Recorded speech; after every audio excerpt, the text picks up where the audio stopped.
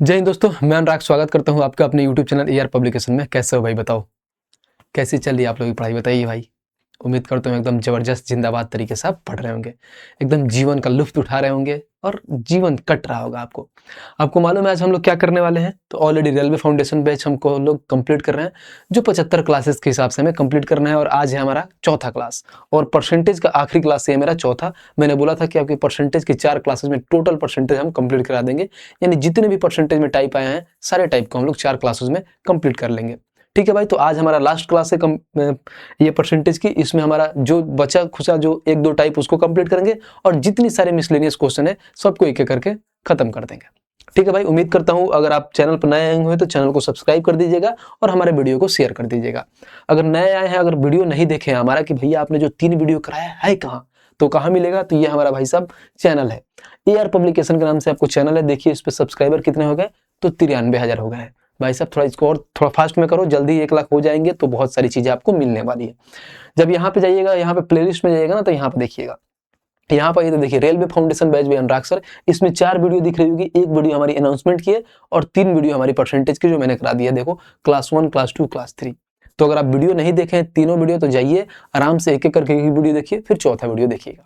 ठीक है भाई साहब, तो आइए अपना टाइम पास ना करते हुए क्वेश्चन को करते हैं शुरू, और यहाँ से क्लास नंबर 4 अपना शुरू करते हैं। आइए भाई साहब देखते हैं इसका पहला क्वेश्चन कि हमारा क्या कह रहा है। अब यहाँ पर हमारे पास सेशन प्लान भी है कि सेशन प्लान हम बना दिए हैं। यहाँ पे आप लोग यहाँ पे देख रहे होंगे कि हमारे पास परसेंटेज के कितना टोटल क्लासेज हो गए हैं, 4 क्लासेज हो गए हैं। कितने भाई साहब क्वेश्चन कवर कर रहे हैं? तो हर क्लास में 30 क्वेश्चन कर रहे हैं, जिसकी वजह से हमारा टोटल क्लास क्वेश्चन कितना हो गया, 120। अगर देखिएगा तो हमारा जो रेलवे गणित है उसमें टोटल शायद 240 के करीब में क्वेश्चन है। तो मान लीजिए 120 मैंने कर दिया, तो मैंने बोला था कि 50% मैं करूंगा और 50% आपको करना है। तो जो मैं 120 कर दिया तो आपको करना है 120, लेकिन कहां से करना है? तो आप रेलवे गणित मंगाइए आराम से ऑनलाइन और वहां से आप प्रैक्टिस करिए। ठीक है भाई, अब आप लोग बताइए कि नेक्स्ट जो हमारा टॉपिक होगा उस टॉपिक का क्या कराऊंगा, कौन सा टॉपिक होगा? कमेंट बॉक्स में आप खुद बताना कि भैया नेक्स्ट टॉपिक आप ये लेकर आओ। तो जिन लोगों का लगेगा कि हाँ इनका कमेंट ज्यादा है और इस टॉपिक का डिमांड ज्यादा है, वही टॉपिक में कराऊंगा नेक्स्ट टॉपिक। ठीक है भाई, तो आइए शुरू करते हैं यहाँ से और अपना शुरू करते हैं क्वेश्चन नंबर 1 से। यानी यहाँ पे हमारा टाइप नंबर 14 है, यानी ये बोल सकते हैं हमने टोटल 13 टाइप कंप्लीट कर दिया है और 14 टाइप हम पढ़ना है। जो बोला है कि कमीशन पे आधारित सवाल, यानी जितने भी कमीशन पे आते हैं क्वेश्चन उसको हम लोग सॉल्व करेंगे। देखो पिछले मतलब 3-4 सालों से देखो तो कमीशन से सवाल बहुत कम आते हैं, नहीं आते, मतलब ना के बराबर है। कहीं 1-2 एग्जाम में आ गए तो आ गए, बट लेकिन हमारे इसमें है, टाइप में दिया गया है, सिलेबस में है, तो हम पढ़ लेंगे कमीशन। कमीशन होता क्या है, मैं सीधी भाषा में बताता हूँ। मान लो कि कंपनी होती है, ठीक है, कंपनी ऐसा करती है, कोई प्रोडक्ट देती है, जैसे अपने सेल्समैन को बोलेगी भाई साहब एक जाइए इस प्रोडक्ट को आप बेचिए। अगर मान लीजिए इस प्रोडक्ट को जाते हैं और मान लीजिए 20,000 रुपये बेच देते हैं, 20,000 रुपये तक अपना प्रोडक्ट बेच दिए। अगर 20,000 के ऊपर जितना बेचते हैं ना, उस पर आपको 2% का कमीशन दे दिया जाएगा, और जो 20,000 तक बेचे होंगे उस पर आपको 10% का कमीशन दिया जाएगा। यानी सीधी सी भाषा यह है कि अगर आप 20,000 तक कोई चीज बेचते हैं तो आपको 10% कमीशन मिलेगा ही मिलेगा वो कंपनी की तरफ से। लेकिन कुछ बोनस भी दिया जाता है ताकि जो सेल्समैन है थोड़ा काम करे, थोड़ा उसका मोटिवेशन बने, करे यार मैं ज्यादा मेहनत करूंगा तो कुछ बोनस के तौर पर हमें पैसा मिलेगा। तो जो 20,000 से अधिक बेचिएगा तो उस पर आपको बोनस के तौर पर 2% देता है। तो वहीं इसमें सवाल 2 तरह के पूछता है। एक तो पूछेगा कि टोटल भाई साहब जो सेल्समैन है उसको कितना पैसा मिलता है, और एक और पूछता है कि जितना उसका जो सेल्समैन का पैसा अपने पास रखने के बाद फिर वो कंपनी को कितना देता है। समझ रहे हो? तो इसमें 2 सवाल पूछता है, खुद को रखता है और कंपनी को देता है। तो बहुत नॉर्मल सा होता है, थोड़ा बहुत कैलकुलेटिव होता है। अगर चीजें ध्यान से समझोगे तो बहुत आसान तरीके से आप क्वेश्चन को समझ आएगा। आइए हम क्वेश्चन के थ्रू समझते हैं और क्वेश्चन को बनाते हैं और उसके बाद से चीजों को समझते हैं। कह रहा है क्या, पहला क्वेश्चन, एक सेल्समैन को 15,000 रुपए तक बिक्री पर 12% का कमीशन और 15,000 रुपए अधिक बिक्री पर 1% का अतिरिक्त बोनस दिया जाता है। यानी 15,000 रुपए का कोई चीज बेचता है तो उस पर 12% तो मिलता ही मिलता है, लेकिन जब 15,000 से ज्यादा बेचता है उस पर 1% का बोनस मिल जाता है उसे। फिर आगे बोलता है क्या, यदि उसकी कुल कमाई 7650 है तो उसके द्वारा की गई कुल बिक्री ज्ञात करना है, यानी कितने रुपए उसने बेचा, यानी कितना रुपए की चीज बेचा, ये हमें निकालना है। नॉर्मल सा सवाल है, इसको पहले बेसिक से करेंगे, उसके बाद से इसको हम शॉर्ट ट्रिक भी बताएंगे कि शॉर्ट ट्रिक से कैसे करेंगे। मान लीजिए हमारे पास कुल बिक्री दिया है, मैंने कुल बिक्री को मानता हूं मैं x मानता हूं।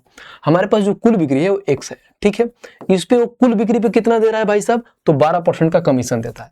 यानी ये बोल सकते हो कुल बिक्री पे हमें 12% का कमीशन मिलता है, यानी 12/100 हो जाएगा।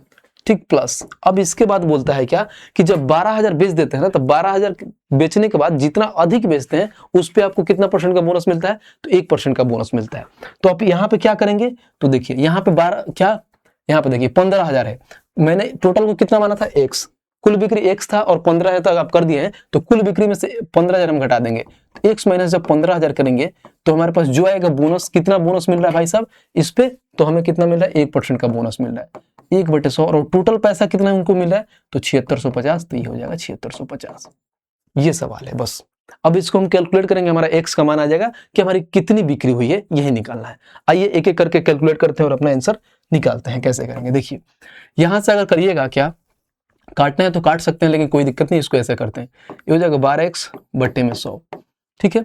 और उसके बाद से देखेंगे तो x इधर ले जाते हैं, ठीक है। तो इधर अगर x आएगा तो हमारे पास कहीं ना कहीं देखो प्लस में हो जाएगा हमारे पास x बट्टे में 100, और यहाँ पे हो जाएगा माइनस में 15,000, और बट्टे में हो जाएगा हमारे पास 100, और बराबर में हो जाएगा 7650, ठीक है। अब देखिए इसको हम कट करते हैं, एक एक करके कटते हैं। कैसे, यहाँ से देखिए 2 जीरो से 2 जीरो खत्म हो जाएगा। अब यहाँ पर अगर नहीं कटेगा कुछ तो इस 150 को उधर भेज देंगे, इस 150 को उधर भेज देंगे तो हमारे पास क्या होगा, देखो यहाँ पे एलसीएम 100 हो जाएगा, 100 एलसीएम हो जाएगा, देखो ये 12x प्लस में हो जाएगा x, और ये क्या करेंगे 150 को उधर भेज देंगे, तो 7650 में 150 ऐड करोगे तो 7800 हो जाएगा। एक लाइन और करेंगे, हमारे पास आंसर आ जाएगा 12x और x 13x बराबर बट्टे में 100, और यहाँ पे हो जाएगा 7800। कहीं ना कहीं देखोगे तो क्या होगा, 13 से कट जाएगा, 6 बार में डबल जीरो लग जाएगा, तो x का मान 600 था, और ये 100 जाकर उधर गुणा हो जाएगा तो डबल जीरो और हो जाएगा, यानी जो उसका कुल बिक्री है कितना है 60,000 है, और यही आंसर हो जाएगा 60,000, ऑप्शन नंबर सी। तो ये इसका बेसिक था कि मैंने टोटल बिक्री को x मान लिया, और x में से जब वो 15,000 रुपये बेच देता है और जितना उससे अधिक बेचता है उस पर उसको 1% का बोनस मिलता है, यानी टोटल में से मैंने 15,000 रुपये घटा दिया, और जो उस पर बोनस है तो 1% का बोनस ले लिया, और टोटल बिक्री हो गया कितना 7650। तो ये बेसिक था। अब बोलोगे भैया इसको स्मार्ट अप्रोच से कैसे बनाएंगे, सेकंड में कैसे बनाएंगे, इसको मैं बताता हूँ कि कैसे करेंगे।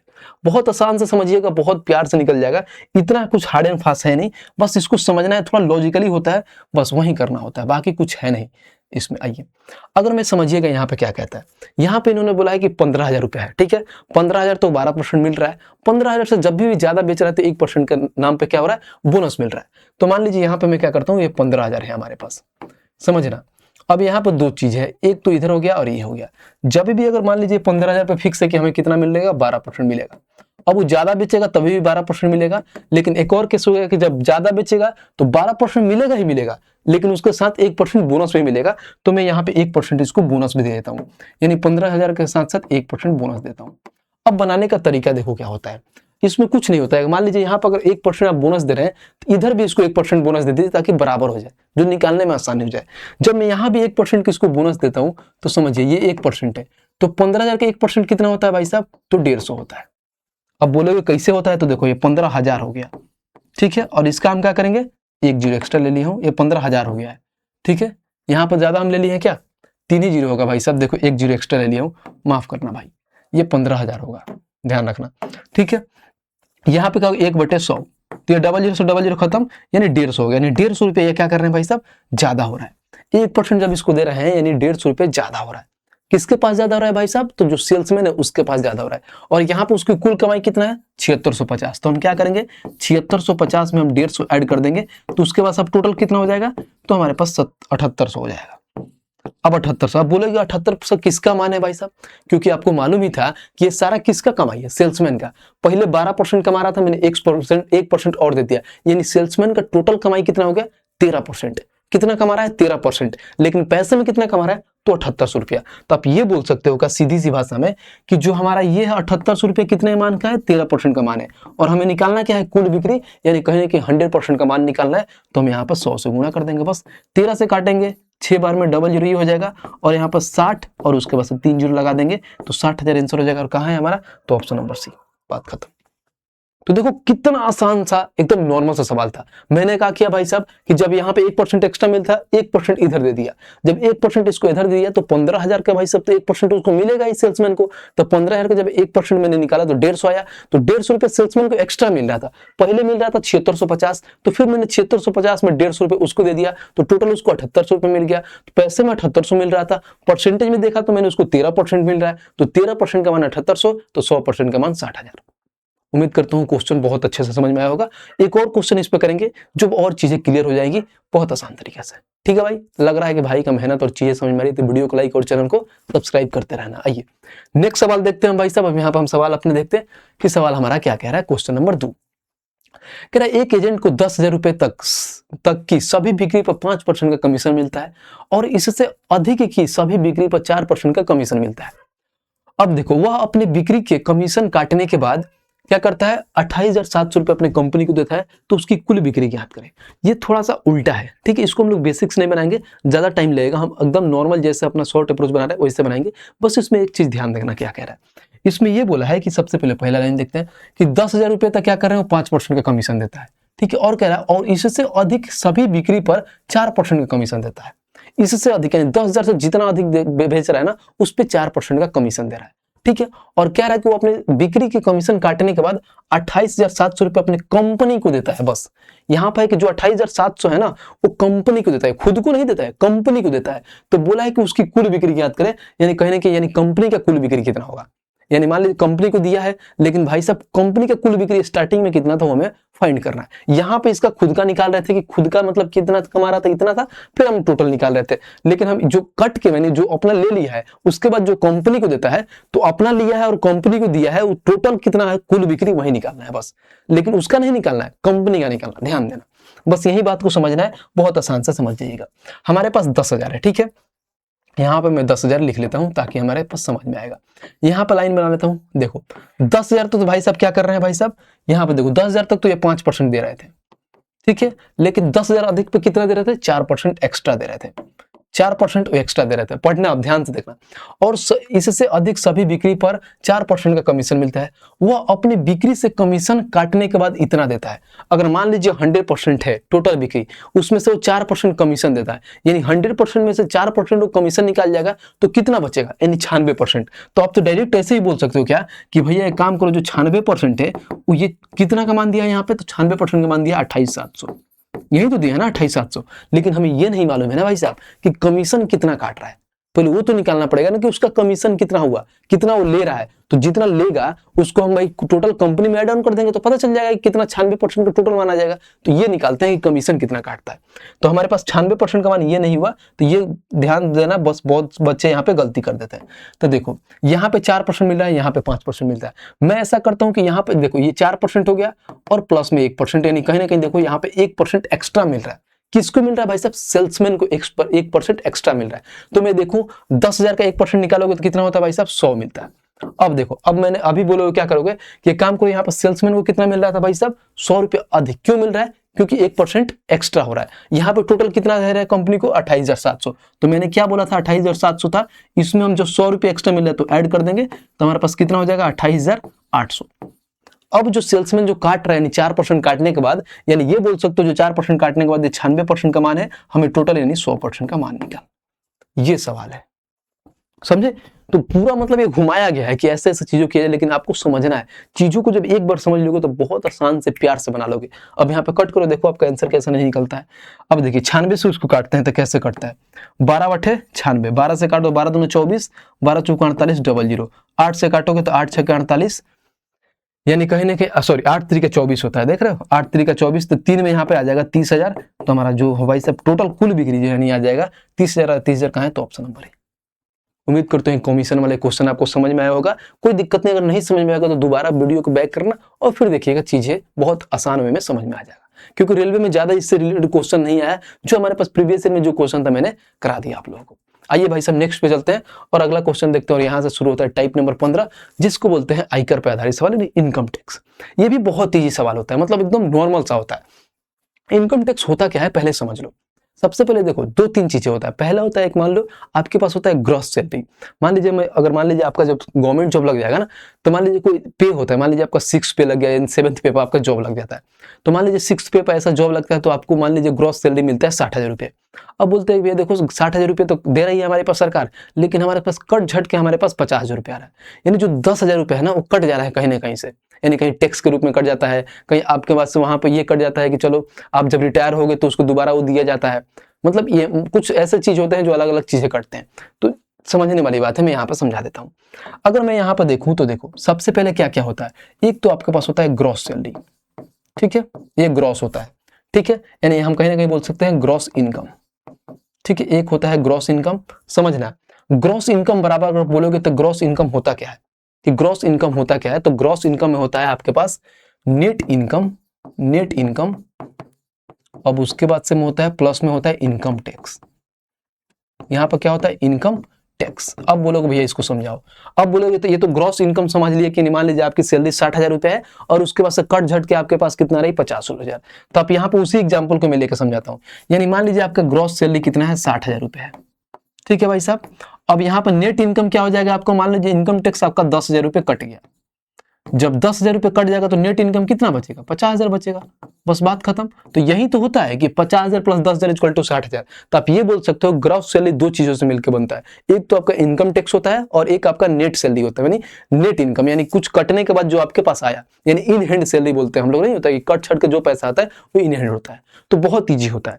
इसमें अगर हमसे ये पूछेगा, देखो क्या होता है, कभी भी अगर मान लो हमारे पास जो ये ग्रॉस सैलरी क्या होगा, अगर हमारे पास एक ग्रॉस सैलरी फिक्स हो गया, अगर मान लो 60,000 हो गया, लेकिन बोलेगा इनकम टैक्स आपका क्या हुआ भाई साहब, अगले बार बढ़ गया, यानी 10,000 और बढ़ गया, इनकम टैक्स 10,000 से बढ़ के कितना हो गया, 20,000 हो गया।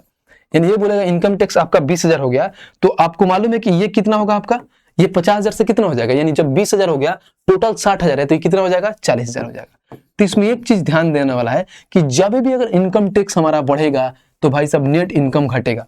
क्यों, कौन सा केस में, तो जब ग्रॉस इनकम हमारा फिक्स रहेगा, यानी जब हमारा वो फिक्स होगा तो एक चीज बढ़ेगा तो दूसरी चीज घटेगा, यानी जब आपका टैक्स बढ़ेगा तो ग्रॉस सैलरी कम होगा, अब जब टैक्स कम होगा तो ग्रॉस सैलरी बढ़ेगा। तो ये नॉर्मल सा था, बेसिक सा होता है कि आपको मालूम है कि ग्रॉस सैलरी बराबर क्या होता है, इनकम टैक्स, यानी नेक्स्ट नेट इनकम प्लस में इनकम टैक्स दोनों ऐड करोगे तो ग्रॉस सैलरी होता है। बस इसी पे सवाल होता है। आइए बनाते हैं, समझते हैं सवाल अपना। देखो इसमें क्या कहता है, कि यदि आयकर में 27% की वृद्धि की जाती है और नेट आय में 3% की कमी की जाती है तो आयकर की दर निकालें, रेट निकालें। देखिए, if income tax increase by 27%, यानी आप ये बोल सकते हो कितना इंक्रीज कर रहे हैं भाई साहब, 27%। अपना क्या कर रहे हैं, इनकम टैक्स, तो यहाँ पे क्या लिखोगे, आई टी, यानी इनकम टैक्स की बात हो रहा है, जो अपने 27% इंक्रीज कर रहे हैं, ठीक है। आयकर और नेट इनकम डिक्रीज बाई 3%। मैंने अभी क्या होता कि ये बराबर होते एक दूसरे का। अगर मान लीजिए हमारा इनकम टैक्स बढ़ेगा भाई साहब, तो उसके बाद से क्या होगा, नेट इनकम घटेगा, तो ये क्या होता है, डिक्रीज होता है, तो इसको हम आपस में बराबर कर देंगे। अगर मैं यहाँ पे बराबर करूंगा तो क्या होगा, समझना। उसके बाद से ये होगा हमारे पास नेट इनकम, यानी नेट इनकम हमारा कितना हो रहा है भाई साहब, तो डिक्रीज हो रहा है यानी 3% से। बस अब इनका हम रेशियो ले लेंगे, क्योंकि जब रेशियो ले लेंगे तो बहुत आसान हो जाएगा रेशियो लेना। देखो अब यहाँ पे हम क्या करेंगे, इसको काट देंगे, 3 से काटोगे तो 9 बार में कट जाएगा, तो यहाँ पे आएगा हमारे पास इनकम टैक्स और बट्टे में हो जाएगा नेट इनकम। तो देखो इनकम टैक्स क्या होगा, सामने वाला वैल्यू यानी सामने वाला 1 हो जाएगा और यहाँ पर नेट इनकम 9 हो जाएगा। अब देखो हमेशा कभी भी, अब यहाँ पे बोला है क्या, इनकम का टैक्स निकालना है हमें, या रेट निकालना है कि जो हमारा कितना परसेंट रेट का जो इनकम टैक्स लगा था, कितना परसेंट का लगा था। तो हमेशा ध्यान रखना कभी भी इनकम टैक्स रेट किस पे लगेगा, तो अभी मैंने बताया था ग्रॉस सैलरी पे लगेगा। जो मैंने ग्रॉस सैलरी क्या बताया था कि net income plus income tax equal to gross salary होता है। तो यहाँ पे देखो net income plus income tax दोनों को आपस में ऐड करेंगे तो ग्रॉस सैलरी होगा। तो ग्रॉस सैलरी हमेशा नीचे होता है, कितना हो गया, तो 9 1 10 ग्रॉस सैलरी हो गया। इनकम टैक्स कितना लग रहा है, 1 लग रहा है, इंटू में 100% कर देंगे भाई साहब, तो पता चल जाएगा। तो 10 से काटेंगे नहीं, 10% लग रहा है भाई साहब इनकम टैक्स के रूप में हमारा, तो रेट क्या हो जाएगा, 10%, ऑप्शन नंबर डी। तो ये है सवाल करने का तरीका कि जब एक बार चीजें आपको समझ में आ जाए तो बहुत आसानी में से निकाल पाओगे। बहुत लल्लू सा सवाल होता है, थोड़ा सा भी सवाल में दम नहीं था, कि आपको मालूम ही था कि दोनों को बराबर कर देंगे तो यहाँ पर आ जाएगा हमारा इनकम टैक्स, नीचे होता है नेट इनकम। अब हमको ये मालूम था कि इनकम टैक्स और नेट इनकम आपस में ऐड करते हैं तो आता है हमारे पास ग्रॉस इनकम, यानी ये बोल सकते हो ये ग्रॉस सैलरी, यानी 1/10 और इंटू में क्या करेंगे 100%, इजी में हमारा आंसर निकल के आ जाएगा। आइए यहाँ पर नेक्स्ट चलते हैं और क्वेश्चन नंबर 4 देखते हैं कि 4 हमारा क्वेश्चन क्या कह रहा है। कह रहा आयकर की दर बढ़ जाती है, परिणाम स्वरूप किसी व्यक्ति की कर देयता 12% बढ़ जाती है। जब यहाँ पे ये बोलता है कि इनकम टैक्स का रेट जब इंक्रीज होता है तो 12% जो इंक्रीज होता है तो पर्सन का जो टैक्स होता है वो भी इंक्रीज होता है। तो while the net income decrease, यानी 3% उनका नेट इनकम क्या होता है, डिक्रीज होता है। जब यहाँ पे 12% इंक्रीज होता है तो नेट इनकम 3% डिक्रीज होता है। तो what is the new income tax rate, यानी हमें ये बोला है कि न्यू इनकम टैक्स रेट बताना है कि नया क्या होगा। यहाँ पर तो यही पूछा था सिर्फ इनकम टैक्स पूछा, आय का दर बताओ, यहाँ पर नया पूछ दिया कि नया वाला क्या होता है। कोई दिक्कत नहीं, बनाते हैं, बहुत आसान है। आइए अब मैं यहाँ पे देखूं तो क्या है, हमारे पास इनकम टैक्स 12% से बढ़ रहा है, तो आईटी को हम क्या करेंगे 12% से बढ़ा देंगे, बराबर में नेट इनकम 3% कम हो रही है, तो नेट इनकम हमारा 3% कम हो जाएगा। अब इन दोनों का रेशियो ले लेंगे, 3 से काटो 4 बार में, तो आपको मालूम है ये हो जाएगा आईटी बट्टे में हो जाएगा नेट इनकम। तो सामने वाला आईटी होता है यानी आईटी 4 हो जाएगा, और नेट इनकम हमारे पास कितना हो जाएगा भाई साहब, नेट इनकम हमारे पास ना, सॉरी माफ करना, ये हो जाएगा इनकम टैक्स 1 और नेट इनकम हमारे पास 4 हो जाएगा। बस अब हमें पहले यहाँ पर रेट निकलता है कि ओरिजिनल रेट क्या है, यानी पहले वाला रेट कैसे निकलेगा। तो हमेशा क्या निकलेगा, ग्रॉस इनकम पर निकलेगा। ग्रॉस इनकम क्या है, तो दोनों को आपस में ऐड कर दो, यानी 4 और 1 5, 1/5 इंटू में आ जाएगा 20%, सॉरी ये इंटू में 100%, तभी तो आएगा हमारे पास 20 कट के, ये हो जाएगा 100%। तो इसको काटोगे तो हमारे पास आ जाएगा जो पुराना वाला रेट हो जाएगा 20%।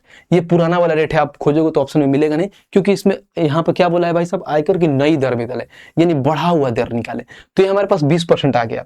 तो बढ़ा वाला कैसे निकालेंगे, तो देखो ये 20% था और कितना परसेंट बढ़ रहा है, जो अपने आप का 100% है, 20% जो है अपने आप का 100% है, तो बढ़ा कितना बढ़ रहा है, तो 12% बढ़ रहा है, यानी कहीं ना कहीं 112 हो जा रहा है। बस यही निकालना था, कैलकुलेट कर देते हैं। 10 से 112 को 2 गुना से गुणा करोगे तो 224 होता है, और 10 से नीचे डिवाइड करोगे तो एक अंक के बाद पॉइंट लग जाता है, तो 22.4% हो जाएगा, और यही आंसर हो जाएगा ऑप्शन नंबर ए।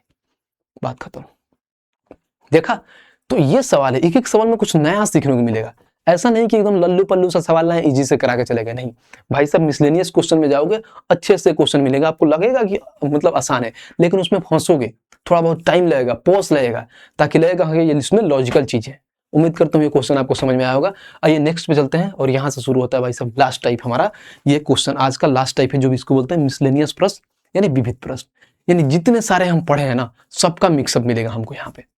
इसमें और ऐसा कुछ नहीं है, जो हम पढ़े हैं जैसे स्टार्टिंग में सब कुछ जितना टाइप पढ़े उसी टाइप को मिक्स करके देता है। नॉर्मल सा सवाल होता है, प्यार से हम बना लेंगे एक एक करके। ठीक है भाई, उम्मीद करता हूँ चीजें आपको समझ में आ रही है। तो आपको क्या करना है, वीडियो को शेयर करना है, सबसे पहले बड़ी बात ये शेयर करना, क्योंकि भाई सब शेयर नहीं करते हो तो मोटिवेशन डाउन हो जाता है भाई का। बट लेकिन अगर हमारे साथ 2 भाई भी पढ़ रहे हैं ना, तो मोटिवेशन इस बार डाउन नहीं करना है। बोला है कि भाई साहब 75 क्लास में मैं कंप्लीट कराऊंगा तो कराऊंगा, अब उसके लिए कुछ भी हो जाए, धरती आकाश पताल सब एक हो जाए, नहीं छोड़ेंगे भाई साहब, तो नहीं छोड़ेंगे। देखो अभी भी क्या 12:30 हो रहा है, तो रिकॉर्डिंग चल रही है, अब ये चलेगा 2-3 बजे तक आराम से चलेगा, कोई दिक्कत नहीं है, बढ़िया से करेंगे। आइए कह रहे हैं क्वेश्चन नंबर 5 पढ़ते हैं। हमारा 5 नंबर क्या कह रहा है, कह रहा है कि एक देश में 55% जनसंख्या महिलाएं हैं और 80% पुरुषों की जनसंख्या साक्षर है, यानी लिटरेट है। यदि कुल साक्षरता दर 58% है, तो महिलाओं में कितने प्रतिशत लिटरेट है, यानी साक्षर है। इजी सा सवाल है। देखो यहाँ पे इन्होंने क्या बोला है, 55% जनसंख्या महिलाएं हैं। मैंने मान लेता हूँ उस देश में मान लीजिए 100% लोग हैं। यहाँ पर 2 चीजें आती है, इधर आएगा एक हमारे पास यहाँ पर मेल भाई साहब आ जाएंगे, एक फीमेल आ जाएंगी, ये मेल हो जाएगा, एक फीमेल हो जाएगा। इसमें 55% महिलाएं हो गई, तो हम यहाँ पे क्या करेंगे, महिलाओं को लिख देंगे 55% महिलाएं हो गई। जब 55% महिलाएं हो गई, टोटल भाई साहब 100 थे, तो हमारे पास पुरुष भी आ जाएंगे कि 45% पुरुष हो गए। देख लो भाई साहब, पुरुषों की संख्या कम है, महिलाओं की संख्या, क्योंकि हमारा देश आगे बढ़ रहा है, तो लेडीज फर्स्ट आगे पढ़ते हैं। जब यहाँ पर आगे जब पढ़ते हैं कि आगे हमारा क्या कहता है, देखिए फिर कह रहा 80% पुरुष की जनसंख्या साक्षर है। देख लो भाई साहब 80%, भाई लोग पढ़ने में बहुत तेज है सब, तो 80% साक्षर है पुरुष, यानी टोटल कितना है 45। तो लिटरेट कैसे निकलेगा, तो 45 का 80% निकाल लो, 8/10, तो 5 9 45, 5 दूना 10, 2 से काटो 4 बार में, तो 9 चौका 36, यानी जो लिटरेट भाई साहब है कितने हैं, 36 है।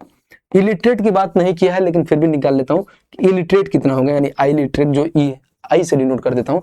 इलिटरेट कितने होंगे, तो 45 टोटल थे, 36 लिटरेट थे, तो इलिटरेट 9 हो जाएंगे। बस अब आगे देखते हैं। कह रहे यदि कुल जनसंख्या, यदि कुल साक्षर दर कितना है, 58% है, टोटल कितना है 100 है, इसमें से कुल कितना है 58 है, तो आप यहाँ से इन लोगों का लिटरेट का वैल्यू निकाल लोगे, यानी लिटरेट कितना है 58 है।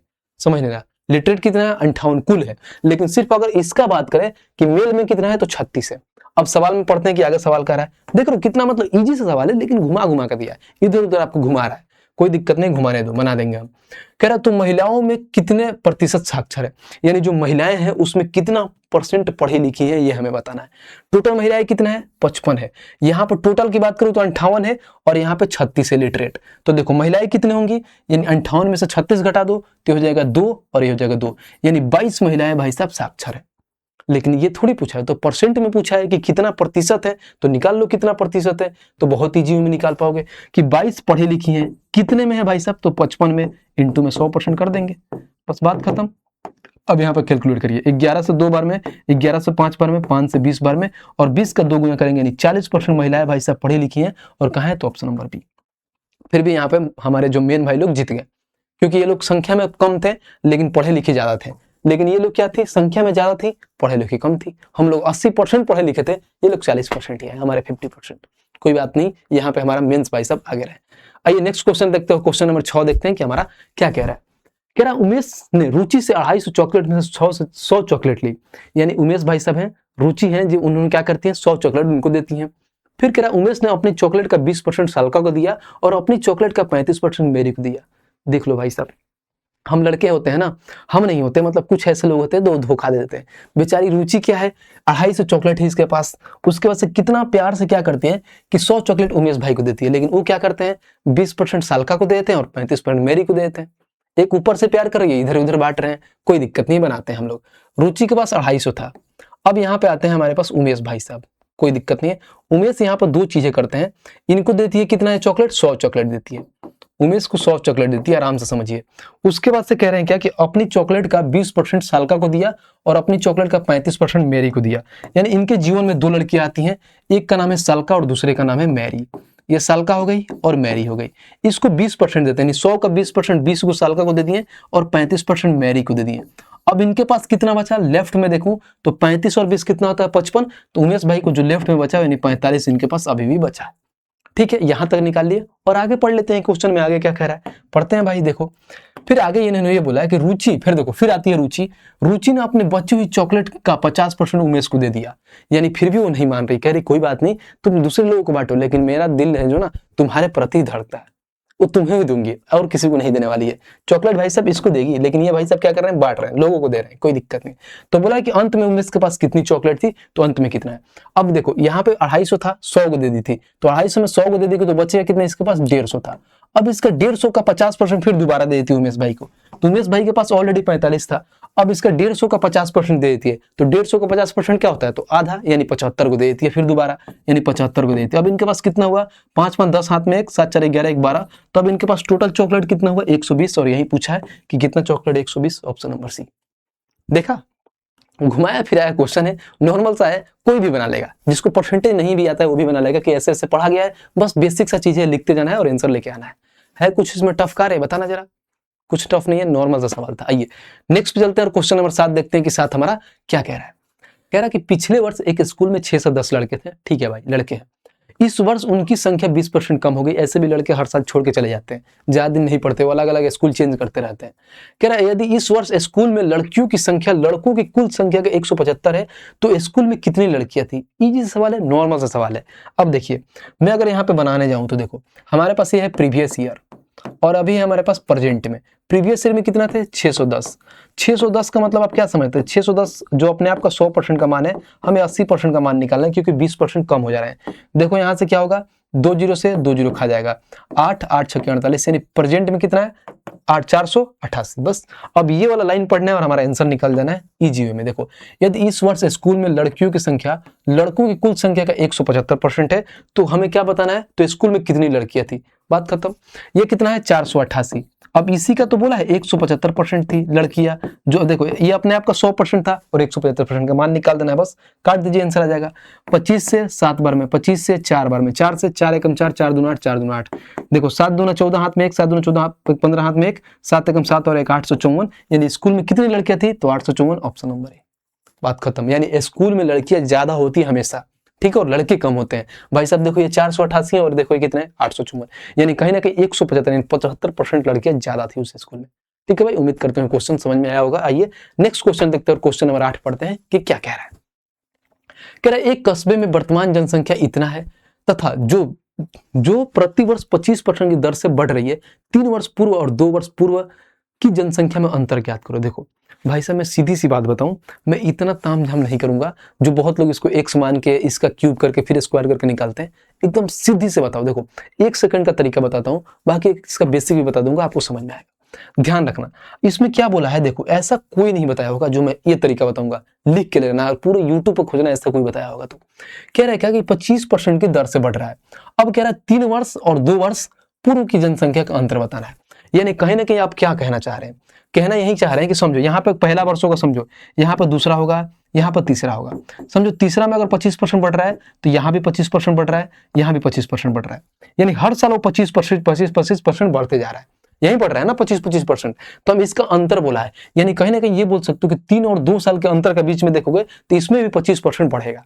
अब 25% बढ़ेगा का मतलब क्या, 25% का फ्रैक्शन वैल्यू कितना होता है 1/4, यानी 4 था तो कितना हो जाएगा 5 हो जाएगा। यानी मान लीजिए अभी 4 था तो 25% बढ़ के 5 हो गया होगा, ठीक है, 25 बढ़ के क्या हो गया 5 हो गया होगा। तो आप क्या करोगे कि 5 का हम देखेंगे 5 का मल्टीपल क्या है, तो सारे हैं, 5 का मल्टीपल देखोगे तो सारे हैं, 5 का मल्टीपल मतलब क्या है, देखो तो सारे हैं। लेकिन देखो जो मैं ट्रिक बता रहा था वो क्या था, अगर देखो अब यहाँ पर देखो, अगर 3 साल की बात कर रहा है तो क्या होगा, 3 साल में कितना होता है 64, और 5 साल में कितना था 125। देखो 125 से 64 हो रहा है, 125 से 64 हो रहा है अगर 3 साल का, और दूसरे साल का मैं निकालो, अगर दूसरे साल का निकालो समझना, तब देखो अब 125 से दूसरे साल में अगर मैं फिर अगर 25% बढ़ाऊं तो 64 का 25% कितना होता है 16, तो ये हो जाएगा 80। यानी कहीं ना कहीं देखो तो कितना बढ़ रहा है हमारे पास, 64 का अगर 25% निकालते हैं 16 बढ़ेगा, और यही अंतर होगा, यहाँ 16 ही हमारा अंतर होगा। यानी जो भी ऑप्शन होगा ना वो 16 का मल्टीपल होगा, समझ रहे हो, यानी जो भी ऑप्शन होगा वो 16 का मल्टीपल होगा। और 16 का मल्टीपल मतलब क्या है, यानी आखिरी का कहीं ना कहीं देखो तो दो, हम क्या देखते हैं 4 डिजिट देखते हैं। 16 में क्या कहा था हमारे पास, देखो तो 16 में भाई सब आता है 4 भी आता है हमारे में, और देखो तो 4 आता है 16 में, तो 4 का मल्टीपल क्या होता है, आखिरी का 2 डिजिट 4 से कटना चाहिए। देखो ये 70 4 से कटता है, बिल्कुल नहीं, 70 कटता है, बिल्कुल नहीं। यहाँ पे देखो 20 4 से कटता है, 70 नहीं कटता है, बस खत्म, एक ही ऑप्शन, ऑप्शन नंबर बी।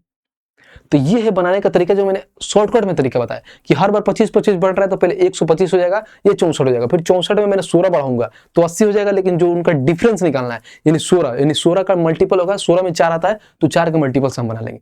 लेकिन कोई दिक्कत नहीं, इसको जो ऐसे अगर मैं बनाता हूँ कि बेसिक और जैसे बनाएंगे तो उसको समझिए। यहाँ पे देखिए, यहाँ पे मान लीजिए हमारे पास 3 साल पहले की बात करेगा, यहाँ पे हमारे 3 ईयर हो जाएगा, थर्ड, यहाँ पे हो जाएगा सेकंड, और यहाँ पे हो जाएगा परसेंट, ध्यान रखना। अब कह रहा है कि हर साल क्या 5-5% बढ़ रहा है, यानी हम पीछे से आते हैं क्योंकि पीछे का पूछा है ना। अगर मान लीजिए क्या 25% बढ़ रहा है तो 1 बटे क्या हो 4, 4 से 5 हो रहा है। अगर मान लीजिए 3 साल पहले 4 था तो प्रेजेंट में कितना हो जाएगा 5। 3 साल की बोला है तो क्या करेंगे हम क्यूब कर देंगे, इसका भी क्यूब कर देंगे, तो ये कितना होता है 64 हो जाता है, और क्या होता है ये 125 होता है। यहां तक तो समझ में आ गया। अब आगे देखिए, अब आगे क्या बोलता है, दूसरा साल भी 25% बढ़ रहा है। देखो तभी तो बोला अंतर 3 वर्ष और 2 वर्ष का अंतर, ये 64 है तो फिर 25% बढ़ा दोगे, तो इसमें 25% बढ़ाओगे तो 64 का 25% 16 होता है, तो ये होता है 80 आ जाएगा, ठीक है। और इसका अंतर कितना है, इन दोनों का अंतर यानी 16 आ गया, और इसी का मान पूछा है मैं, कहीं ना कहीं बोलो तो 3 वर्ष और 2 वर्ष का अंतर बताए। अब देखो ये जो मान दिया है किसका मान है, परसेंट का मान है, यानी 125 का मान है। तो आप ये बोल सकते हो सीधी सी भाषा में कि 19 से 4 को 0, 1 2 3 4, जो 125 का मान है हमें निकालना किसका है, तो 16 का मान निकालना है, 3 2 में 16 कर देंगे बस। बाकी देखो कैलकुलेट करके उससे आंसर आएगा कि नहीं, काटो। अगर मैं इसको काटता हूँ 25 से काटो, 25 5 125, 25 से काटो, 25 6 का 150, 25 7 175, यहाँ पर आ जाए कितना 175 के बाद से 15, ये 0, 25 6 का 150, फिर डबल 0, ये आ गया। फिर इसको 5 से काट लो, 5 एकम 5, फिर यहाँ पर 2 50 25, उसके बाद से 1 5 दूना 10, ये आ गया। अब इसको 16 से गुणा कर ले, 0 16 दूना 32 के 2 हाथ में 3, 16 25 80 और 3 83, हाथ में कितना आ गया 8, 16 और 8 24, यानी देखो 24 320, 24 320 आ गया, ऑप्शन नंबर बी। तो ये तरीका था कि आप डायरेक्ट 16 का मल्टीपल में 4 का मल्टीपल आके उड़ा सकते हो अपना सेकंड में। बाकी ये बनाने का तरीका ये था कि हमने पीछे से आके प्रेजेंट में आया कि पीछे से 4 से 5 हो रहा है, यहाँ पे क्यू होगा, माफ करना भाई, यहाँ पे 3 होगा, क्यू होगा क्योंकि 4 का क्यू 64, 5 का क्यू 125 है, प्रेजेंट का मान दिया था, हमें इनका डिफरेंस निकालना था जो इजी में निकाल पाए। ठीक है भाई, आइए नेक्स्ट पे चलते हैं और क्वेश्चन नंबर अपना देखते हैं। क्वेश्चन नंबर 9 हमारा क्या कहना है, एक कस्बे की वर्तमान जनसंख्या इतना है तथा देखो जो प्रतिवर्ष 25% की दर से बढ़ रही, 3 वर्ष पूर्व और 2 वर्ष पूर्व का जनसंख्या का अंतर सेम वही होगा। क्या हम किसका मल्टीपल देख लेंगे भाई साहब, 16 क्योंकि 25% बढ़ रहा है, सेम वही है क्योंकि 3 और 2 और 25% दिया है, यानी 16 में आता है 4, यानी 4 का मल्टीपल देख लो। 4 का पढ़ा में 90 नहीं आता है, 90 नहीं आता है, यहाँ पर 90 नहीं आता है, 40 आता है, ऑप्शन नंबर बी, बात खत्म। बाकी इसको जो मैंने बनाया था बेसिक से आप खुद बना, आप सभी के लिए होमवर्क रहेगा जो मैंने ऐसे बताया था, बहुत इजी में आप बना पाओगे, कुछ नहीं था, नॉर्मल सा सवाल है, मैंने मल्टीपल से उड़ा दिया, सेकंडों में उड़ा दिया, समझ लो। तो ये होता है तरीका बनाने का, और ये तरीका कैसे आएगा, जब नंबर ऑफ क्वेश्चन आप प्रैक्टिस करोगे। उसके लिए भाई साहब आपके पास होना चाहिए ये हमारा बुक, ये मेन बुक है। अगर ये बुक है आपके पास तभी कुछ कर पाओगे। देखो मैं यहाँ पे आपको दिखाता हूँ ये बुक के बारे में, यहाँ पे ये बुक है, ये अगर बुक है आपके पास तभी कुछ हो पाएगा, क्योंकि जितना मैं कर रहा हूँ बाकी सब तो आप ही करना है ना। तो मान लो 50% मैं कर रहा हूँ तो 50% आपको खुद करना है। इस बुक को भाई साहब मंगाओ, फ्लिपकार्ट या अमेजन से मंगाओ, बहुत मिनिमम प्राइस में आपके पास घर पर पहुंच जाएगा। इतना बेस्ट क्वालिटी इसका पेज है ना भाई साहब, कहोगे कि हाँ वाकई में है। और इसका इंग्लिश मीडियम भी आ गया है। बहुत ऐसे बच्चे बोल रहे थे कि इंग्लिश मीडियम नहीं आया भैया, नहीं आया दिख रहा है, तो इसका इंग्लिश मीडियम भी वहाँ पे आ गया है। तो आप इस वीडियो के डिस्क्रिप्शन में लिंक लगी हुई है, क्लिक करके जाके मंगा सकते हैं भाई साहब। क्योंकि ये बुक होगा आपके पास तभी आप जितना इसमें क्वेश्चन में देता हूँ होमवर्क ना सारी करोगे ना पड़ेगा। जब तक आप नहीं करोगे भाई साहब तो मेरी वीडियो देखो कोई फायदा नहीं होगा। 2 दिन तक याद रहता है, तीसरा दिन भूल जाओगे। तो आपको खुद करना पड़ेगा प्रैक्टिस। बुक मंगाइए और दबा के प्रैक्टिस करिए भाई साहब। फिर देखिए अगर मैथ्स में पूरे मार्क्स नहीं आया तो फिर बताना कि अनुराग भैया ने जो पढ़ाया था वो नहीं आया एग्जाम में। ठीक है भाई, आइए नेक्स्ट क्वेश्चन देखते हैं और क्वेश्चन नंबर 10 देखते हैं कि क्या कह रहा है हमारा। कह रहा बिजली के बल्बों की एक खेप में 4% टूट गए और शेष में से 25% दोषापूर्ण पाए गए, यानी कुछ खराब उसमें था। अब कह रहा है यदि टूटे और खराब बल्बों की कुल संख्या कितना है, 112 है, तो खेप में बल्बों की संख्या ज्ञात करें। नॉर्मल सा सवाल है। देखो मान लीजिए हमारे पास 100% बल्ब का वो है, खेप है, जिसमें से 4% टूट गया, यानी 100 में से कितना टूट गया, 4% टूट गया। ठीक है, अब यहाँ पे बोला आगे वाला लाइन पढ़ते हैं, आगे वाले पढ़ते हैं। कह रहा है कि 4% टूट गया और शेष में से 25% दोषापूर्ण पाए गए, यानी कहीं ना कहीं देखो 100 में से 4 हमारे पास आ गया और उसके बाद से क्या हो रहा है, 100 का अगर 4% निकालोगे तो कितना आएगा, 4 ही तो आएगा, यानी 4 हमारे पास ये आ गए। अब जो शेष बचता है, यानी 100 में से अगर 4 घटाओगे तो शेष कितना बचेगा, तो माइनस में 4 करोगे यानी हमारे पास 96 आएगा। अब इसका 25% यानी 96 का 25% कितना होता है भाई साहब, 1/4, 4 से काट दो तो ये होता है कितना, 4 दूना 8 या 24 चौका 96 होता है, यानी 24। यानी इसका हम 25% निकालते हैं, 96 का 25% में निकालता हूं तो हमारे पास आता है 24। यहाँ पर देखो पहले 4% टूट गया और ये दोषापूर्ण पाएगा, नहीं कुछ उसमें खराबी था, 24 था। अब देखो यहाँ पाया और इन्होंने क्या बोल दिया, देखो फिर बोला है यदि टूटे हुए बल्बों की कुल संख्या कितना है, 112 है, यानी टूटा और खराब दोनों को ऐड करने पर कितना आ रहा है, 112 है। यहाँ पर कितना मान है भाई साहब, देखो यहाँ पर टोटल इन्होंने कितना दिया, 112। यहाँ पर देखो 24 और 4 कितना होता है, 28 का मान 112 हो गया। यही तो है, क्या बोला है, देखो 4% टूट गए, यदि टूटे और खराब बल्बों की संख्या इतना है। तो यहाँ पर अगर देखो तो 4 और 24 है, ठीक है। अगर मान लो x भी मान लो तो 4x 24 x होता है, लास्ट में वो कट जाता है तो x नहीं लिखा जाता है, समझो। यानी 28 का मान 112 हमें पूछा है, तो खेप में बल्बों की संख्या बताएं, यानी कहीं ना कहीं 100% का मान पूछा है, तो यहाँ पे 100 लगा लो। इसलिए बहुत बच्चे क्या करते हैं, देखो समझने के लिए क्या समझना है यहाँ पे कि मतलब क्या, यहाँ मान लो यहाँ पर समझो ये 100x थे, 100x में से 4x हो गया, इसमें से मान लो इसका हम 96 का 25%, मैंने 25% निकालू, यानी 96x का या 24x आएगा, तो आप ये बोल सकते हो 28x है, हमें 100x का मान निकालो। तो देखो सब जगह x कट जाता है, इसलिए हम x नहीं लेते हैं ताकि हमारे पास इरिटेशन ना हो, समझ लो। अब इसको काट लो, 28 से काटो, इसके बाद से 4 से काट लो 28 का, यानी 4 में 00, कितना संख्या था टोटल, 400, ऑप्शन नंबर सी। तो बेसिक सा सवाल था, नॉर्मल सा सवाल था, बस आपको समझना था कि इसका प्रोसेस क्या था, जो आपको समझ में आ गया होगा। आइए नेक्स्ट चलते हैं और क्वेश्चन नंबर 11 देखते हैं कि हमारा 11 क्या कह रहा है। कह रहा मनीष अपने वेतन का 30% भाग अपनी माता को देता है, ठीक है, और शेष वेतन का 40% भाग वह बीमा योजना एवं भविष्य निधि में 4 और 3 के अनुपात में निवेश करता है, एवं शेष वेतन वह अपने बैंक खाता में जमा करता है। यदि उसके द्वारा अपनी माता को दी गई धनराशि एवं बीमा योजना में निवेशित धनराशि का अंतर 63 है, तो मनीष का वेतन क्या है। बस खूब घुमाया इधर उधर करके, आप इसको चित्र डायग्राम प्यार प्यार से बनाते जाओगे ना, बहुत ईजी वे में निकल आएगा। आइए, मैं मानिए मनीष का वेतन 100 है, ठीक है, समझना यहाँ पे 100x है मनीष का वेतन, उसका क्या है, इसका 30% भाग अपने माता को देता है। यहाँ पे मैं इसका थोड़ा लाइनअप बना लेता हूँ ताकि आपको समझ में आएगा। यहाँ पे वो m को मैं माता से दर्शाता हूँ, समझो, इसका 30x माता को दे देता है। अब यहाँ पे जो रिमेनिंग बचता है, यानी r को रिमेनिंग, यानी रिमेनिंग कितना बचेगा, 70x, ध्यान रखना 70x कह रहा है। अब आगे देखो फिर कह रहा है क्या, और देखो यहाँ पर शेष वेतन का 40%, यानी शेष वेतन का 40% वह भाग बीमा योजना और भविष्य निधि में करता है, यानी शेष वेतन का 40%। शेष कितना है, ये है 70 का 40%। अब 70 का 40% कैसे निकालोगे भाई, तो 4/10, यानी मेरे को मालूम है कि 28 होता है, फिर भी निकाल देता हूँ, यानी 7 चुका 28, यानी शेष का 40%, यानी जो शेष बचा है इसका 40% कहाँ करता है भाई साहब, शेष का 40%, यानी ये हो गया 40x, और इसका 40x इसमें से निकल जाएगा तो बचेगा यहाँ पे 30x बचेगा यहाँ पे, ठीक है। अब 40x जानते हो क्या करता है, ये देखो शेष भाग का देखो 40% वो बीमा योजना में एवं भविष्य निधि में 4 और क्या करता है, 3 के अनुपात में लगाता है। यानी जो 40% निकालना है ना, 70 का 40%, तो 70 का 40% कितना होता है भाई साहब, 28 होता है। मैं यहाँ पर 40 लिखता हूँ, माफ करना ब्रो, फ्लो में चीजें गलती हो जाती है, यानी यहाँ पे 28x होगा, तो 28x ये हो जाएगा, तो 70 में से 28x घटाओगे तो कितना हो जाएगा हमारे पास, देखो तो ये 42x हो जाएगा, ठीक है। अब देखो यहाँ पे क्या हो जाएगा, 4 और 3 के अनुपात में बांटता है, तो इसको 4 और 3 के अनुपात में बांट दो, 4 और 3 के अनुपात में, यानी ये बोल सकते हो 4 3 7 का मान 28 है, तो 4 का मान कितना हो जाएगा, यानी 28 कितने का मान है 7 का, तो 7 चौका 28, यानी कहीं ना कहीं ये 4 चौका 16 हो जाएगा। यानी ओरिजिनल मान यहाँ पे कितना आ जाएगा 16x, और यहाँ पे कितना हो जाएगा भाई साहब 3 तरीका 4 3 12x। ये देखो ये हो जाएगा 16x और ये 12x हो गया, समझ रहे हो। और किस किस में बांटता है भाई साहब, तो देखो बीमा योजना और भविष्य निधि में, तो यानी इसको बोल सकते हो बीमा योजना और इसको भविष्य निधि में यानी फ्यूचर में बांटता है। देखो ये है प्रोसेस बनाने का, कि दूर दूर के कैसे समझ। इसमें सवाल में हार्ड एंड फास्ट कोई रूल नहीं लग रहा है, कोई ऐसा नहीं कॉन्सेप्ट लग रहा है, बस बेसिक से पढ़ते जाना और निकालते जाना है। यानी हम 70 का कितना निकाले थे, यहाँ पे 40% लिख देते हैं ताकि आपको समझ में आएगा कि 28 होता है। अब आगे देखिए, अब आगे वाला लाइन पढ़ते हैं और समझते हैं कि हमारा क्वेश्चन आगे क्या कह रहा है। कह रहा है यदि उसके द्वारा अपनी माता को दी गई धनराशि एवं बीमा योजना में निवेशित धनराशि का अंतर 63 है। समझो, अपने माता को दी गई धनराशि कितना है भाई साहब 30x है, और बीमा योजना में कितना गया 16x। इन दोनों का अंतर कितना दिया है हमारे पास, तो 63x दिया है। तो अंतर निकाल लो, कितना प्यार से निकालोगे, 30x और 16x का अंतर कितना होता है भाई साहब 14x। वैल्यू कितना दिया है पैसे में, तो 63,000 दिया। यहाँ पर देखो, यहाँ पे 6300 है, कितने का मान है, तो इनका डिफरेंस यानी 14x का मान है। और हमें निकालना क्या है, मनीष का वेतन क्या है, तो हमें 100x का मान निकालना है। 3 2 में भाई साहब 100x कर देंगे, बस बात खत्म। x से x खत्म, 14 से काटो, 14 से ना काट के इसको किससे काट सकते हैं, 7 से काट सकते हैं। अगर मैं 7 से काटूं तो देखो 7 से 2 बार में, और 7 से काटोगे तो 900 बार में कट जाएगा। और 2 से काट दोगे इसको 4500 बार में, 450 बार में, तो 450 में डबल जीरो लगा दो, 450 1 2, यानी और आ जाएगा यहाँ कहीं ना कहीं ये बोल सकते हो हमारे पास 45,000 हो जाएगा। यानी 450 में डबल जीरो यानी 45,000 कहाँ है, तो ऑप्शन नंबर डी। ये सवाल था, देखे कितना बढ़िया सवाल था।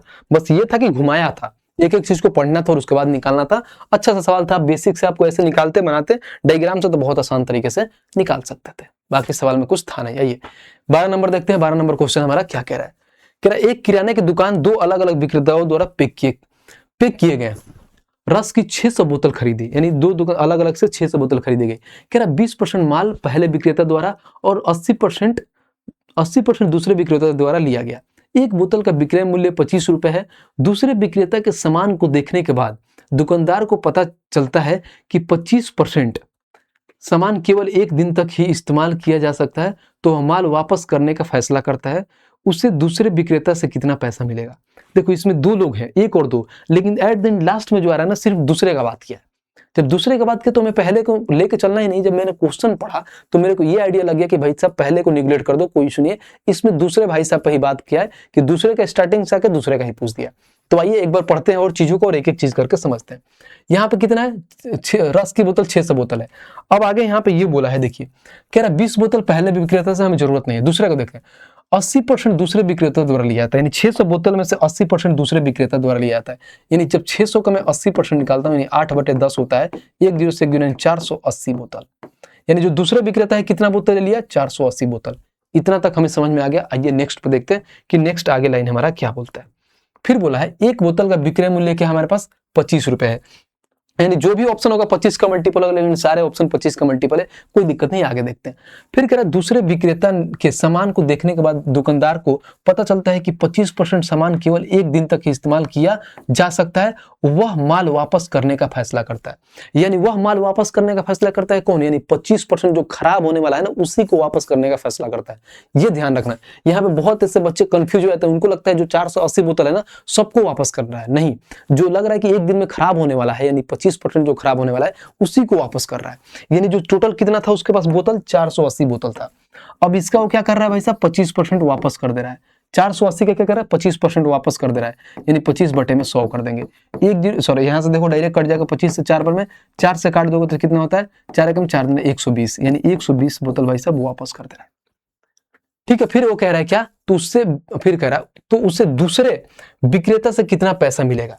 यानी 120 ही बोतल का तो भाई साहब वापस कर रहा है, तो उसका फिर उससे पैसा वापस ले लेगा 120 का, तो कितना मिलेगा भाई साहब। तो देखो 120 है और एक बोतल का दाम कितना है भाई साहब 25 रुपया। तो 120 में 25 से गुणा कर देंगे, देखो 0 25 दूना 50 के 0 हाथ में 5, 25 और 5 कितना होता है 3000, और ये आंसर हो जाएगा ऑप्शन नंबर सी, यानी 3000 रुपये मिलेगा।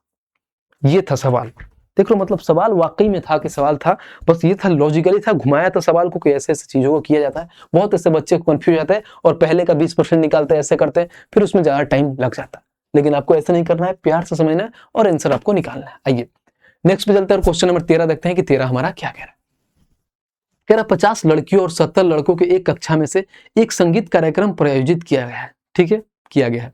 यदि 40% लड़कियां और 50% लड़का कार्यक्रम में भाग लिया तो कक्षा का लगभग कितना प्रतिशत हिस्सा कार्यक्रम में भाग मतलब उपस्थित था। नॉर्मल सा सवाल है, बेसिक सा सवाल है। देखो यहाँ पर कितने हैं, 50 लड़कियां और 70 लड़के हैं, यानी अगर मैं बात करूँ तो यहाँ पे है कितना, बॉयज और गर्ल हमारे पास कितनी है 50 और बॉयज कितना है 70। अब आगे पढ़ते हैं कि आगे हमारा क्या कह रहा है, कोई दिक्कत नहीं है। कह रहा है यदि 40% लड़कियां और 50% लड़के कार्यक्रम में भाग लिए, यानी कार्यक्रम में भाग लेने वाले कितने हैं, तो 40% लड़कियां, यानी देखो 50 का 40% कितना होता है, तो 5 चौका 20, यानी कहीं ना कहीं कार्यक्रम में भाग लेने वाली कितनी है 20, और लड़के कितने हैं भाई साहब 50 का यानी 70 का 50% यानी 35, यानी ये 35 भाग लिए और 20 भाग लिए, यानी टोटल दोनों का देखें तो कितना 55 भाग लिए है। फिर कह रहा है तो कक्षा का लगभग कितना प्रतिशत हिस्सा कार्यक्रम में उपस्थित था, यानी देखो कार्यक्रम में उपस्थित मतलब क्या, यानी कक्षा है कुछ यहाँ पे, इसमें कुछ बच्चे हैं, अब जहां पे कार्यक्रम हो रहा है तो कार्यक्रम में कौन जाएंगे, यानी जो भाई साहब भाग लिए होंगे वहीं जाएंगे, तो कितने लोग जाएंगे, तो 35 और 20 कितना होता है, यानी 55 लोग जाएंगे कार्यक्रम में, और टोटल बच्चे हमारे पास कितना है, तो 50 और 70 120, यानी 120 में से 55 लोग जाएंगे, हमें 100% पर निकाल जाएगा कि 120 का मतलब 120 में 55% कितना है, यानी 55 जो है लड़के वो कितना परसेंट है, यही निकालना। आइए 10 से 10 खत्म। अब देखो ऊपर हो जाएगा 550 और नीचे हो जाएगा 12। अब इसको काटते हैं। अब कहने के देखो तो 12 चौका कितना होता है 48, यहाँ पर आ जाएगा कितना 770, तो 770 हो जाएगा, तो फिर 12 छक 72 ना, 12 पचे सॉरी 12 छक 72, तो 12 पचे 60, फिर पॉइंट उसके बाद 10 आ जाएगा यानी 100 आ जाएगा, फिर 12 बटे 96 हो जाएगा, यानी 45.8 के करीब, यानी 45.8 के करीब यानी 46% होगा, ऑप्शन नंबर डी। यही एक हमारा है जो 45.8 के करीब में, तो 46 होगा, तो ऑप्शन नंबर डी हो जाएगा। समझ रहे हो, तो नॉर्मल सा सवाल था, बेसिक सा सवाल था, सवाल में कुछ दम नहीं था, बिल्कुल दम नहीं था। तो भाई सब क्या करना है, चीजें समझ में आ रही है तो वीडियो को लाइक और चैनल को सब्सक्राइब करते रहना है। लाइक के साथ साथ हमारा वीडियो क्या करना है, शेयर भी करना है, ये नहीं कि बस आराम से देखे जा रहे हैं और कुछ कर नहीं रहे हैं। ठीक है भाई, जब इतना देख रहे हो, इतना टाइम लग रहा है भाई, 1 बजने वाला है, पूरा एकदम जोरों शोर से एकदम पूरा मेहनत चल रहा है। जब आपका भाई नहीं थक रहा है तो आपको भी शेयर करने में नहीं थकना है। आइए क्वेश्चन नंबर 14 देखते हैं कि 14 हमारा क्वेश्चन क्या कह रहा है। कह रहा है हेमा ने अपने वेतन का 15% एक धर्मास्त्र में दान करने का फैसला किया।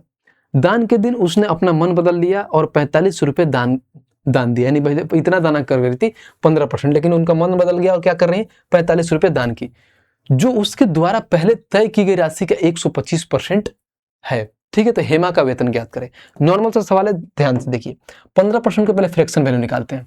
15% वो दान करने का लेती है, तो 15% का फ्रैक्शन वैल्यू क्या होता है, तो आप ऐसे ही बोल सकते हो 3/20। ठीक है, मान लीजिए यहाँ पे कितना था 20 था और 3 दान करनी थी, यानी 20 में से 3 दान कर रही थी। अगर पैसे में दान कितना कर रही है तो 4500, तो आप ये बोल सकते हो कि 3 का अगर 3 का वैल्यू कितना है 4500, 1 का वैल्यू कितना आ जाएगा 1500 आ जाएगा, तो 20 का वैल्यू क्या आ जाएगा, तो इंटू में 1500 गुणा कर लेंगे, तो डायरेक्ट यहाँ पे देखो तो 3 जीरो यहाँ पे आ जाएगा। ठीक है, और 15 दूना 30, यानी 30,000 हो गया, यानी टोटल जो उसका पैसा था 30,000 हो गया। लेकिन आगे देखो उसने क्या बोला है, आगे ये बोला है क्या, जो उसके द्वारा पहले तय की गई राशि का 125% है, तो हेमा का वेतन ज्ञात करना है। हेमा का वेतन ज्ञात करना है कि हेमा का वेतन क्या है, यानी जो तय की गई जो राशि है ना 30,000, ये कितने का मान है 125% का मान है, और उसका वेतन ज्ञात करने 100% का मान ज्ञात करना। बस 25 से 5 बार में, 25 से 4 बार में, 5 से काटोगे 6 बार में यानी 6000, और उसमें 4 गुणा कर दो यानी 24,000 हो जाएगा, और यही आंसर हो जाएगा 24,000 कहाँ है, तो ऑप्शन नंबर बी। ठीक है, समझ में आया, नहीं समझ में आया, आओ एक बार और समझाते हैं और अच्छे से समझ में आएगा। हेमा ने भाई साहब वो क्या कर रही है, अपने वेतन का कह रही है 15% दान कर देगी। ठीक है, फिर वो कह रही है दान के दिन उसने अपना मन बदल दिया, यानी जब वो दान देने जा रही थी वो मन बदल लिया और उसने क्या किया 45 रुपए दान कर दिया। यानी मान लीजिए पहले कितना दान करती थी 15%, 15% का फ्रैक्शन वैल्यू मैंने निकाला 3 का 20, यानी उसके बाद समझिए उसका सैलरी 20 था और 20 में से 3 दान कर रही थी, लेकिन वो दान नहीं की और 3 का वैल्यू कितना दान कर दी 4500। टोटल मैंने निकाल लिया कि उसका टोटल कितना था, तो 30,000 था, लेकिन जो टोटल 30,000 है उसमें एक और लाइन बोल दिया, जो उसके द्वारा पहले तय की गई राशि का 125% है, यानी जो 30,000 है जो कितने का मान है 125% का मान है, और हमें निकालना क्या था 100% का मान निकालना था, तो 24,000 निकल के आ गया। ठीक है, थोड़ा बहुत कैलकुलेटिव था, बाकी कुछ नहीं था। आइए नेक्स्ट चलते हैं और क्वेश्चन नंबर 15 देखते हैं कि 15 क्या कह रहा है। कह रहा है एक स्कूल में लड़कों और लड़कियों की संख्या का अनुपात दिया है 5 और 6, 20% लड़के और 25% लड़के छात्रवृत्ति धारक है, तो कितने छात्रों को छात्रवृत्ति नहीं मिलती है। नॉर्मल सा सवाल है, इजी सा सवाल है। कौन कौन है यहाँ पे, ये है बॉयज और ये हमारे पास गर्ल, ये हम 5:6 है, तो इसको मैं क्या करता हूँ 500 और 600 बना लेता हूँ, कोई दिक्कत नहीं है। और आगे पढ़ते हैं कि आगे क्या कह रहा है क्या 20% लड़के और 25% लड़कियां छात्रवृत्ति धारक हैं, और हमें पूछा है कि छात्रवृत्ति नहीं मिलती है, यानी नहीं मिलती वाला का निकाल लेते हैं डायरेक्ट ना, पहले मिलती है उसको नहीं निकालते। अगर मान लो 20% लोगों को मिलती है तो 80% लोगों को नहीं मिलती है, डायरेक्ट लिख लो कि 80% नहीं मिलती है। तो देखो यहाँ पर 500 है, तो 500 का 80% निकालो कितना होता है 400 होता है, जो नहीं मिलते यानी छात्रवृत्ति नहीं मिलने वाले लोग कितने हैं 400 है। और फिर कह रहा है 25% लड़कियों को मिलती है, तो 75% लड़कियों को नहीं मिलती है, तो कहीं ना कहीं 600 का 75% कितना होता है 450। बोलोगे भैया आप कैसे निकाल रहे हो, तो मैं स्टार्टिंग से परसेंटेज पढ़ाते आ रहा हूँ, तो मेरे को आइडिया है कि कैसे निकलता है, बट फिर भी मैं दिखा देता हूँ कि 600 को अगर 75% निकालोगे तो 75/100। देखो यहाँ पे क्या होता है 6×5 की रात में 3, 7 के 42, 3 45, यानी कहीं ना कहीं 450 होता है। यानी ये इतने लोग हैं जिनको नहीं मिलती है, तो यही तो पूछा है, तो कितने छात्रों को नहीं मिलती है। तो देखिए यहाँ पे टोटल छात्र कितने हो गए, तो 4×4 850 लोग हैं जिनको नहीं मिलती है। कितने में नहीं मिलती है 1100 पर नहीं मिलती है, इंटू में परसेंटेज कर दो 100% निकाल दो। अब यहाँ पे कहीं ना कहीं कैलकुलेट करोगे हमारा आंसर आ जाएगा। देखो 1 0 से 1 0 ये खत्म हो जाएगा, और 1 0 से 1 0 खत्म हो जाएगा, डायरेक्ट यहाँ पे हो जाएगा 850 बट्टे में 11%, और यही आंसर हो जाएगा, यानी 850 बट्टे 11% ऐसे बच्चे हैं जिनको छात्रवृत्ति नहीं मिलती है, और ऑप्शन नंबर डी हो जाएगा। सवाल में कुछ दम था, नॉर्मल सा सवाल था, प्यार से हमारा आंसर निकल के आ गया। आइए क्वेश्चन नंबर 16 देखते हैं और 16 पढ़ते हैं कि हमारा 16 क्या कह रहा है। कह रहा है एक जिले में जनसंख्या इतना है, फिर कह रहा है जिसमें से इतना पुरुष है, ठीक है, और 14% जनसंख्या साक्षर है, ठीक है, और 14% पुरुष साक्षर है, तो कितने प्रतिशत महिलाएं साक्षर है। ये भी सही सवाल है, 14% ऑप्शन नंबर भी, बात खत्म। नॉर्मल सा सवाल है, समझो। जैसे मान लो कोई गांव है, अब टोटल गांव का एवरेज दे दिया, मान लीजिए टोटल गांव का कुछ 15% ऐसे लोग हैं जो पढ़े लिखे हैं, उसमें से 15% पुरुष भाई साहब पढ़े लिखे हैं, तो महिलाएं भी 15% होगी, क्योंकि टोटल एवरेज दे दिया, और ए का लोग का दे दिया एक। एवरेज मतलब क्या होता है, अगर ये तराजू बराबर होना चाहिए तो ये भी बराबर होना चाहिए, तो बराबर बराबर बांट दो, आंसर आ जाएगा। बाकी बोलोगे भैया बेसिक से बना दो, तो लोग बेसिक से बनाते हैं। ऐसे सवाल को पहले क्या करते हैं, इसका हम रेशियो ले लेते हैं। यहाँ पर देखो, यहाँ पर कितने जीरो, 3 जीरो है, तो यहाँ पे भी 3 जीरो खा लेते हैं। यानी टोटल जनसंख्या कितना है हमारे पास है 351। तो यहाँ पर अगर मैं मेल का ले लूँ, यहाँ पे फीमेल ले लूँ, ठीक है, समझो। यहाँ पे मेल का दे दिया है 164, यानी ये मेल कितना हो गया 164, फीमेल का क्या करेंगे 351 में से 164 घटा दो, यानी कहीं ना कहीं ये बोल सकते हो 351 में से 164 घटाना है। 11 में से 4 गया तो 7 4 11, फिर 4 में से यानी 14 में से 6 गया 8, फिर 2 में से 1 गया 1, यानी 187 फीमेल है। बात खत्म, फीमेल का हो गया। अब कहीं ना कहीं देखो यहाँ पे इनका ये रेशियो आ गया हमारे पास। अब देखो 14% लोग साक्षर है, यानी कहीं ना ओवरऑल का बात करूं तो 14% साक्षर है, ठीक है। इसमें बोला 14% पुरुष साक्षर है, यानी कितना है 14% पुरुष साक्षर है, और हमें इसका निकालना है। देखो ये 14 से कितना कम है भाई, 14 से कितना है 0 है, तो अगर मान लो 0% इधर है 14 से, तो इधर भी 0% होगा। अब 0% में कितना है, तो डिवाइड बाई 187 करोगे, क्योंकि देखो 14 से कितना है, तो ये देखो अगर इधर कम होता है तो इधर क्या करते हैं ज्यादा होता है, तो डायरेक्ट इसको क्या करेंगे 87 से डिवाइड कर देंगे, तो ये बोल सकते हो 187, तो इससे खत्म हो जाएगा। लेकिन कितना ये ज्यादा हो जाएगा, फिर इसको बराबर करने के लिए तो इसको भी 14% देना पड़ेगा, तो यही हमारे पास 14% होगा, ऑप्शन नंबर बी। बात खत्म, इसको सवाल ही नहीं था, क्योंकि जब इधर 0% बढ़ रहा है तो इधर भी 0% बढ़ेगा बराबर करने के लिए। तो डिवाइड बाई टोटल को हम डिवाइड बाई इतना से करेंगे, तो 0 से डिवाइड करोगे तो 0 ही आता है। बात खत्म, तो हमारे पास कितना बचा 14%, यानी महिलाएं कितने साक्षर है हमारे पास 14% साक्षर है। आइए नेक्स्ट पे चलते हैं भाई साहब, और क्वेश्चन नंबर 17 देखते हैं कि 17 हमारा क्या कह रहा है।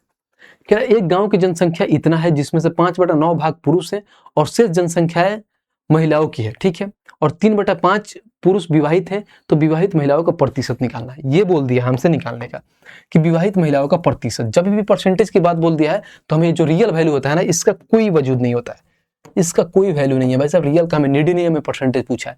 तो मैं इससे क्या करता हूँ, ये 9 हो गया और 5 हो गया, इन दोनों का एक ऐसा वैल्यू ले लेता हूँ जो 9 और 5 से कटे, तो मैं 45 मान लेता हूँ।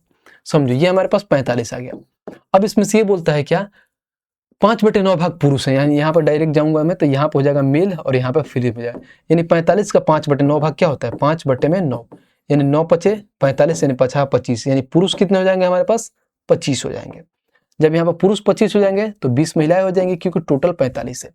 फिर आगे बोला है क्या भाग पुरुष और शेष जनसंख्या महिलाओं की है, ठीक है, यानी 3/5 भाग पुरुष विवाहित है, यानी मैरिड कितने हैं भाई साहब, यहाँ पे मैरिड की बात करूं मैरिड की, तो मैरिड 3/5 भाग, यानी 25 का 3/5 भाग कितना होता है, तो 50 25 35 15, यानी 15 मैरिड है। तो अनमैरिड की बात करूं तो अनमैरिड 10 है, कोई दिक्कत नहीं है। फिर आगे बोला है तो विवाहित महिलाओं का प्रतिशत निकाले, एक ही गांव की बात बोल रहा है, तो देखो जब यहाँ पे क्या होता है, ऐसा तो है नहीं भाई साहब कि जो मर्द होंगे यानी जो वो वहां पे पुरुष होंगे उनको किसी से शादी नहीं हुआ होगा। अगर विवाहित है मतलब क्या, उनकी कोई पत्नी होंगी तभी तो विवाहित होंगी। तो यहाँ पे 15 लोग भाई साहब मैरिड है, तो सीधी सी बात है यहाँ पे 15 महिलाएं भी मैरिड होंगी, तभी तो भाई साहब 15 लोग भी मैरिड है। यानी ये बोल सकते हो 20 में से 15 लोग मैरिड है, तो महिलाएं में कितने, मतलब महिलाएं नहीं लड़कियां कितनी होंगी, तो 5 अनमैरिड होंगी। बात खत्म। यानी 20 जब 15 पुरुष हैं तो महिलाएं भी 15 हो जाएंगी।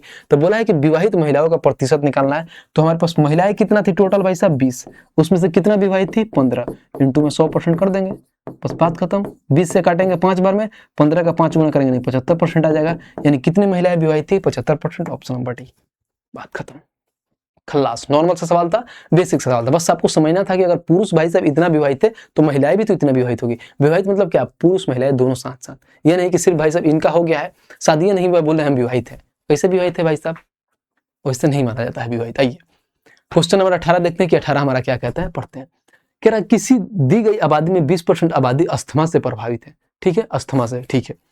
कह रहा जिसमें देखो, जिसमें से 90% अस्थमा के रोगी आटा मिलों में काम करते हैं, यानी सांस की दिक्कत है जिनको, क्या है 90% रोगी ऐसे हैं जो आटा मिलों में काम करते हैं। फिर कह रहा है यदि कुल जनसंख्या का 30% आटा मिलों में काम कर रहा था तो आटा मिलों में काम करने वाले लोगों की प्रतिशत क्या होगा जो अस्थमा से पीड़ित है।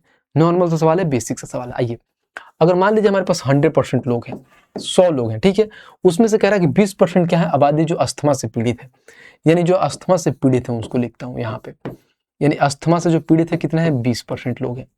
फिर कह रहा है कि प्रभावित है, और कह रहा है कि 20, फिर क्या, जिसमें से 90% अस्थमा रोगी आटा मिलों में काम कर रहे हैं।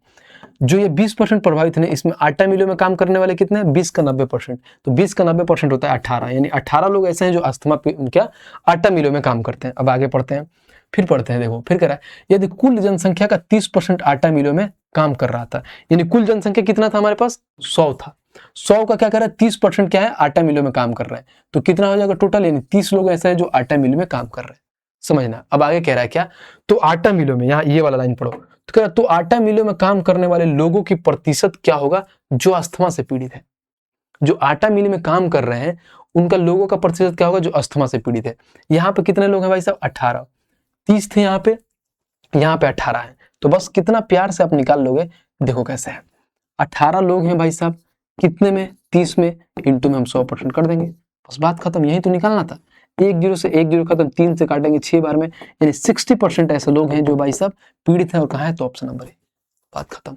अब आपको ये वाला लाइन समझना था, तो आटा मिलों में काम करने वाले लोगों का प्रतिशत क्या होगा, तो आटा मिल में कितना काम कर रहे हैं भाई साहब 18 लोग, तो यही तो बोला प्रतिशत का, जो अस्थमा से पीड़ित है, तो अस्थमा से कितना पीड़ित है 18 लोग हैं, टोटल आटा मिलों में कितना काम कर रहे हैं 30 लोग हैं, यानी 30 में से जो 18 लोग हैं ना जो अस्थमा से पीड़ित है, तो वहीं जो 30 से जो 30 मतलब क्या है टोटल हो जाएंगे, यानी ये बोल सकते हो 18 जो है 30 का कितना परसेंट है, तो 60%, बात खत्म। ये सवाल था, बाकी सवाल में कुछ था नहीं।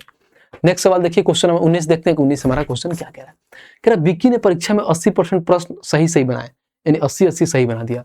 अगर विक्की द्वारा बनाए गए 41 प्रश्नों में से 37 प्रश्न सही हैं और बचे हुए 8 प्रश्नों में से 5 प्रश्न सही बनाए हैं, तो कुल प्रश्नों की संख्या ज्ञात करें। बहुत अच्छा सवाल है, पहले इसको बेसिक से बनाते हैं, बाकी इसको शॉर्ट तरीका भी बताएंगे कि शॉर्ट तरीका क्या होगा हमारे पास।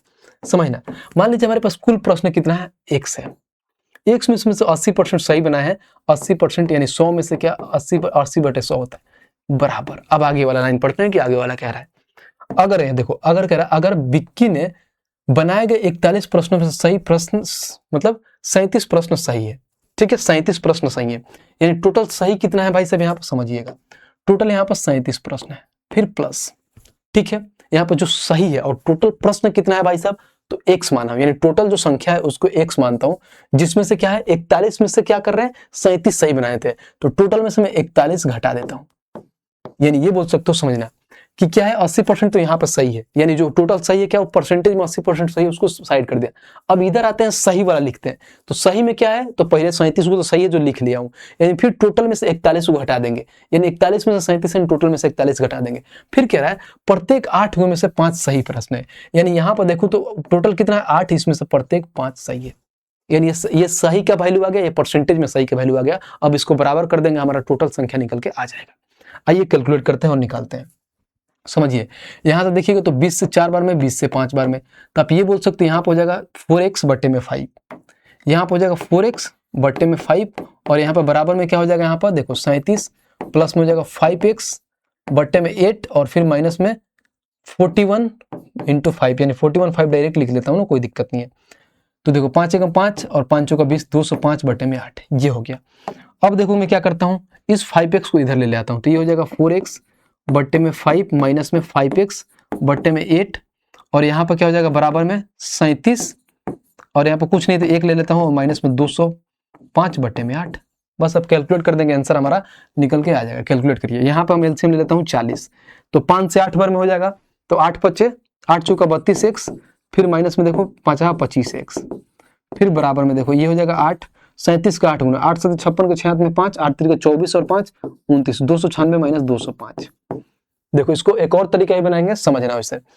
अब देखो 32 में से 25x घटाओगे तो 7x हो जाएगा और बट्टे में आ जाएगा 40, ठीक है। फिर बराबर में 296 में से 205 घटाओगे तो हो जाएगा 4 और फिर यहाँ पे देखो तो ये हो जाएगा हमारे पास 9, कितना 94 होगा क्या, सॉरी माफ करना, 94 नहीं होगा ब्रो, 91 होगा, ये होगा 91 और बट्टे में हो जाएगा 8। अब देखो क्या करेंगे, देखो 8 से कट जाएगा भाई साहब 5 बार में, 7 से काट दोगे 13 बार में और इधर 5 जाएगा गुणा हो जाएगा तो x बराबर में हो जाएगा 13 5 65, यानी टोटल संख्या 65 था। और कहाँ है भाई साहब, ऑप्शन नंबर बी। ये सवाल था, तो ये अच्छा सवाल था, मतलब वाकई में थोड़ा बहुत ये कैलकुलेटिव सवाल था क्योंकि CBT 2 का सवाल था, तो थोड़ा लॉजिकल सवाल था, समझना था। बाकी इसको एक और कैसे तरीके से बना सकते हैं वो तरीका देखिए, वो तरीका ज्यादा बेटर है। बस ये है कि उसको थोड़ा ऑप्शन के तरीके से खेलना पड़ेगा, बाकी कुछ ऐसा है नहीं उसमें। समझिए उसको कैसे करते हैं, अगर मैं उस तरीका से जाऊं तो कैसे होगा। आइए आगे इसका हम लोग देखते हैं कि बचे हुए चीजों को कैसे कर रहा है। अगर यहाँ पर देखिए टोटल क्या है, यहाँ पर अगर मैं बात करूं तो हमारे पास कितना है, 41 प्रश्न है जिसमें से वो 37 सही कर दे रहा है, ठीक है। फिर बोला है कि हर 8 में से क्या कर रहा है, 5 सही कर रहा है, यानी 8 सवाल है 5 सही कर दे रहा है, फिर 8 सवाल है 5 सही कर दे रहा है, ठीक है। अगर मैं यहाँ पर देखूं टोटल तो कितना हो रहा है, देखो तो देखो 5 5 10 37 और 10 कितना होता है, देखो यहाँ पे हमारे कितना टोटल, हमें कितना टोटल प्रश्नों की संख्या बताना है, तो हमें इसके करीब में जाना है, 60 75 65 80 के करीब में जाते हैं। यहाँ पे देखो संख्या क्या है, ये हमारे पास नंबर है, कितना नंबर आ रहा है और यहाँ पे उसके वजह से क्वेश्चन है कितने संख्या है, तो 8 8 16, तो कहने की बोलोगे क्या होता है 8 8 8 16 और 1 7 8 8 16 1 17 के साथ हाथ में है कि 5, ये आ गया 57, ठीक है। और एक राउंड और मैं इसमें 8 ऐड करूं, ये हमारे पास 8 ऐड हो गया, ये हमारे पास 5 हो गया, तो 57 में 8 ऐड कर दोगे तो 65 हो जाएगा ये, और ये कितना हो जाएगा तो 15, यानी 37 और 15 कितना होता है भाई साहब, तो 37 और 15, 37 में 3 ऐड कर दो यानी 52, यानी ये 52 हो गया। 65 क्वेश्चन हो गए, 52 ये है, तो हमें निकाल लेते हैं कि 80% सही हो गया, यानी टोटल देखो यहाँ पर टोटल क्वेश्चन कितने हैं 65, सही क्वेश्चन कितने हैं 52, इंटू में 100% कर लेते हैं। देखो 13 चौका 52, 13 5 65, 5 से काटेंगे 20, यानी 20 चौका 80, यानी टोटल का 80% सही है। तो फिक्स है भाई साहब कि टोटल क्वेश्चन कितने थे 65 थे, और यही क्वेश्चन हो जाएगा ऑप्शन नंबर बी। वेरीफाई कैसे हुआ, तो 80% मैंने निकाल के वेरीफाई किया, क्योंकि यहाँ पे देखो 41 क्वेश्चन पहले थे जिसमें से 37 सही कर रहा था, तो फिर 8 में से 5 सही कर रहा है, 8 में से 5 सही कर रहा है, 8 में से 5 सही कर रहा है, तो मैं 65 क्वेश्चन के करीब में गया। जब 65 क्वेश्चन के करीब में गया तो 65 क्वेश्चन था, देखे कि इसमें से 52 सही कर दिया, तो जो 52 है 65 का कितना परसेंट है, तो 80% है, वो वेरीफाई करके भी निकल गया, तो ऑप्शन नंबर बी से मैंने मार दिया। तो ऐसे ही बना सकते हो, बाकी ये भी तरीका आपके पास है, तो ये तरीका से भी आप इजी वे में बना सकते हैं। तो आपको जो तरीका अच्छा लगे वो तरीका लगाइए। उम्मीद करता हूं जो दूसरा वाला तरीका है वो ज्यादा बेटर है इज एज कंपेरिजन ये पहले वाले का। आइए क्वेश्चन नंबर 20 देखते हैं और 20 पढ़ते हैं कि हमारा 20 क्या कह रहा है।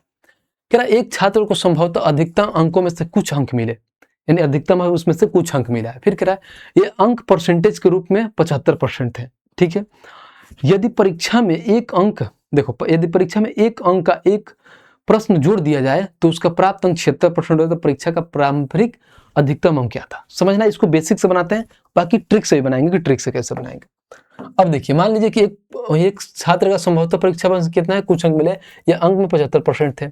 अब उसके बाद से कह रहा है यदि परीक्षा में एक अंक जोड़ दिया जाए तो कितना हो जा रहा है भाई साहब, तो उसको देखिए 76% हो जा रहा है। मान लो यहाँ पे एक्स था, एक्स में 75%, यानी 75 बट्टे में 100। अब नेक्स्ट में आगे कह रहा है, फिर कह रहा है जब इसमें एक अंक जोड़ देते हैं, यानी एक अंक जोड़ देते हैं तो कितना हो जाता है भाई साहब, 76% हो जाता है। यही तो बोला है 76% हो जाता है। एक अंक जोड़ 76%, तो परीक्षा में प्रारंभिक अधिकतम अंक क्या था। तो मैंने देखो इसको कैसे बनाता हूँ, कुछ नहीं करता हूँ, इनको देखो इधर इधर लेके आता हूँ, क्योंकि एक अंक जोड़ रहा है, एक अंक जोड़ रहा है, तो एक अंक का डिफरेंस ले लेता हूँ मैं। तो इधर मैं इसको लेके आऊंगा, तो देखो x + 1 और यहाँ पर हो जाएगा 76 बट्टे में 100, ठीक है, माइनस ये हमारे पास हो जाएगा 75x और बट्टे में 100 और बराबर में 1। क्योंकि एक अंक की बात बोला है कि एक अंक जोड़ देता है, तो एक अंक को मैंने बराबर कर दिया। अब यहाँ से x का मान मैं निकालता हूँ, समझना। अगर x का मान निकालो तो कैसे कटेगा, अगर इसको काटना हो तो इसको काटो 25 से, 25 3 75, 25 चौका 100। अगर इसको काटो 4 से तो 19 चौका 76, 4 से काटो 25 बार में, तो ये हमारे पास कितना हो जाएगा, ऊपर देखो तो ये हो जाएगा 19x बट्टे में 25, फिर प्लस में हो जाएगा 19 बट्टे में 25 और माइनस में हो जाएगा कितना 3x बट्टे में 4 बराबर में 1 हो जाएगा। अब देखो 19x में से 3x माइनस करना है, इधर लेते आओ, 19x में से 3x माइनस करना है, तो हो जाएगा 19x बट्टे में 25 माइनस में 3x बट्टे में 4, ठीक है। उसके बाद से प्लस में हो जाएगा 19 25 और बराबर में 1। भाई साहब इसमें तो कैलकुलेशन भर भर के है, कोई दिक्कत नहीं, बनाते हैं। अगर मैं इसको देखूं तो कैसे होगा, अगर एलसीएम लिखता हूँ 25 चौका कितना होता है 100, तो 25 से 4 जो 19 को 76x, फिर माइनस ये हो जाएगा, फिर यहाँ से हो जाएगा कितना 25, ठीक है, 25 3 75x, ठीक है, और बराबर में 1 माइनस में हो जाएगा 19 बटे में 25।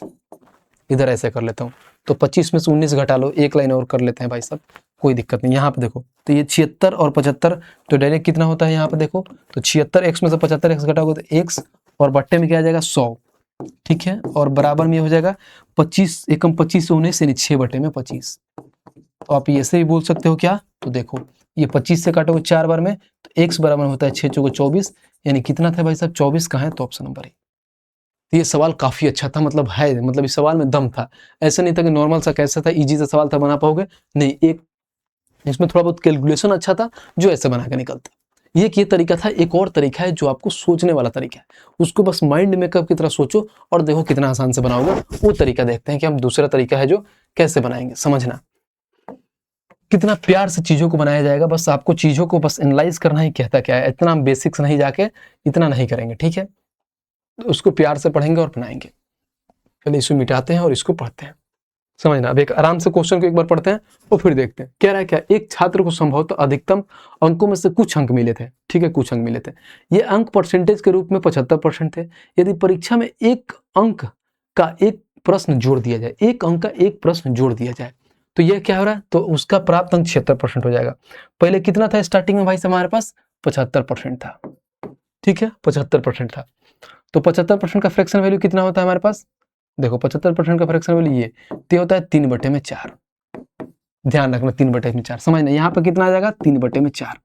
जब एक अंक ऐड किया जाता है तो कितना हो जाता है भाई, जब 76% हो जाता है। तो मैं 76% का फ्रैक्शन वैल्यू निकालूंगा, तो इसको काटोगे 76/100 यानी कहीं ना कहीं करोगे 19/24, 19/24 होता है, ठीक है। अब देखो, अब हमें क्या करना है, यहाँ पर देखो ये 19/24 था और यहाँ पर 3/4 था। अब 3/4 था तो हमें ऐसा क्या इसमें से गुणा करूं कि 24 हो जाए, ठीक है। 3 यानी यहाँ पे माफ करना ब्रो, यहाँ पे 25 होगा, क्योंकि 4 से काटोगे तो 25 चौका 100 होता है। तो देखो इसको हम इसके मतलब 4 में ऐसा क्या गुणा करें कि भाई साहब 25 के करीब में आ जाए, यानी कहीं ना कहीं ये बोल सकते हो कि इसमें एक ऐड करूं तो 25 हो जाए, यानी इसमें एक ऐड करूं तो क्या हो जाए 19 हो जाए।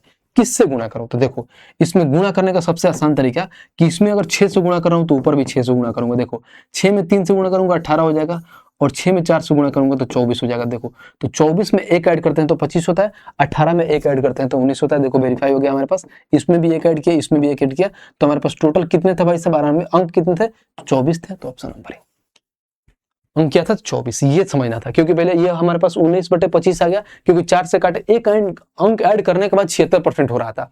तो देखो 76/100 यानी 4 से काटेंगे तो 19/25 था, और ये 3/4 था। तो हम ऐसा इसमें क्या करते भाई साहब कि एक अधिक होता, यानी 19 था तो ये 18 होता, ये 25 था तो 24 होता, तो 6 गुणा किए तो आ गया। तो ये सेटअप था, मतलब एग्जामिनर भी बहुत समझदार है, वो जानता है कि बच्चे अगर ऐसे दिमाग लगाएंगे तो ऐसे बना सकते हैं, लेकिन अगर ऐसे दिमाग नहीं लगाएंगे तो फंसेंगे। तो ये तरीका होता है बनाने का, जो बहुत आसान तरीके से हम निकाल पाएंगे अपना आंसर।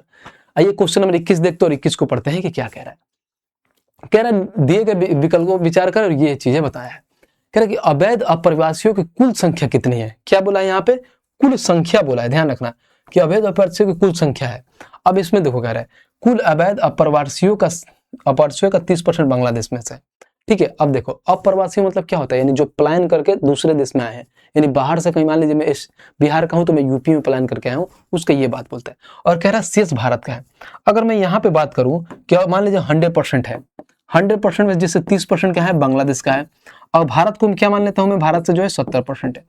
बट ये परसेंटेज में है ना, अब हमें ये तो नहीं बोला है ना कि क्या 30% है, अब शेष भारत तक कितना परसेंट हो सकता है, क्योंकि भाई साहब हमें कोई यहाँ पे स्पेसिफिक डाटा ही नहीं दिया है, इसमें कुल संख्या बोला है, नंबर्स में पूछा है, यहाँ पे परसेंटेज में दिया है, तो भाई साहब मैचिंग ही नहीं कर रहा था। बोला है क्या ये अकेले पर्याप्त है, बिल्कुल पर्याप्त नहीं, ऐसे ही खत्म हो जाएगा।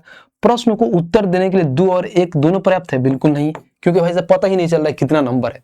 ये को पता चल रहा है कि बांग्लादेश से 30% आए, लेकिन हमें नंबर में बताना है कि कितना नंबर थे, कितना कुल संख्या कितना था, हमें मालूम ही नहीं था। तो हमारा आंसर क्या हो जाएगा, तो प्रश्न को उत्तर देने के लिए न तो 1 ही न तो 2 पर्याप्त है, यानी ऑप्शन नंबर सी हो गया। ये रीजनिंग का क्वेश्चन होता है, इसमें ये जो प्रीवियस ईयर में जब स्टार्टिंग में जब इससे पूछा था ना, तो इसको इसमें मैथ्स में डाला था, तो ये मैं करा दिया, क्योंकि ये आजकल ट्रेंड चल रहा है, 1-2 क्वेश्चन बीच में आ जाता है ऐसे ऐसे, जो आपको पढ़ना है बहुत आसान होता है, नॉर्मल सा सवाल होता है, ज्यादा कुछ नहीं होता है। क्वेश्चन नंबर 22 देखते हैं क्या कह रहा है। कह रहा है एक प्रश्न के बाद 2 कथन दिए गए हैं, तय करें कि दिए गए कथन में कौन सा कथन प्रश्न उत्तर देने के लिए पर्याप्त है। सही है। फिर कह रहा है कि 2014 के तुलना में 2016 में कंपनी एक्स के लाभ में कितना प्रतिशत की वृद्धि हुआ। देखो हमें यहाँ बात क्या कह रहा है, 2016 की तुलना में, कह रहा है 2016 की तुलना में, सॉरी 2014 की तुलना में 2016 में कंपनी एक्स के लाभ में कितना प्रतिशत की वृद्धि हुआ है, कंपनी एक्स के लाभ में कितना परसेंट की वृद्धि हुआ। पढ़ते हैं इसमें क्या कह रहा है, कह रहा है 2014 में कंपनी का मुनाफा 1 लाख रुपए था और 2015 में से 10% ज्यादा था। बट हमें कंपेरिजन किससे करना है, 2016 से। और इसमें क्या बात किया है, 2014 और 15 से, तो इसमें 16 का बात ही नहीं किया, तो भाई साहब ये पहला ही गलत हो गया, यानी ये खत्म हो गया हमें तो, क्योंकि इससे इंटरलिंक ही नहीं कर रहा है। जब तक उससे इंटरलिंक नहीं करेगा जब हम आगे कुछ निकाल ही नहीं पाएंगे। दूसरा पढ़ते हैं, कह रहा है कि 2016 में कंपनी का मुनाफा 2 लाख था, 2 लाख रुपए था, और 2014 में 1 लाख रुपए से ज्यादा था। और देखो यहाँ पे 2014 से 2016 किया था, यहाँ पे देखो 2014 से 2016 का कंपेरिजन किया, यानी कहीं ना कहीं हमारा दूसरा कंपेरिजन सही है, यानी कहीं ना कहीं ये दूसरा सही है। तो जो बोला है उसमें क्या है, 1 और 2 दोनों पर्याप्त है, नहीं, खत्म हो गया। कह रहा 2 अकेले पर्याप्त है, जबकि 1 अकेले पर्याप्त नहीं है, तो यही आंसर हो जाएगा ऑप्शन नंबर बी। यानी 1 अकेले पर्याप्त नहीं है, 2 अकेले पर्याप्त है, 2 से ही निकल जा रहा है कि भाई साहब जो 2014 की तुलना 2016 से कितना परसेंट की वृद्धि हो रहा है, तो इसमें दिखा दिया कि 2014 में 1 लाख रुपए ज्यादा था 2016 से। उम्मीद करता हूँ ये चीजें समझ में आई होगी। ये बेसिक सा सवाल था, नॉर्मल सा सवाल था, इसमें कुछ नहीं था। आइए क्वेश्चन नंबर यहाँ पर 24 देखते हैं। अरे यहाँ पे कितना था, लग रहा है भाई साहब एक हमारे टाइपिस्ट भाई साहब गलती कर दिए, एक क्वेश्चन गायब कर दिए हैं। ठीक है, यहाँ पे जो क्वेश्चन था ना 23 के बाद से डायरेक्ट हम किस में आ गए भाई साहब, 24 पे आ गए।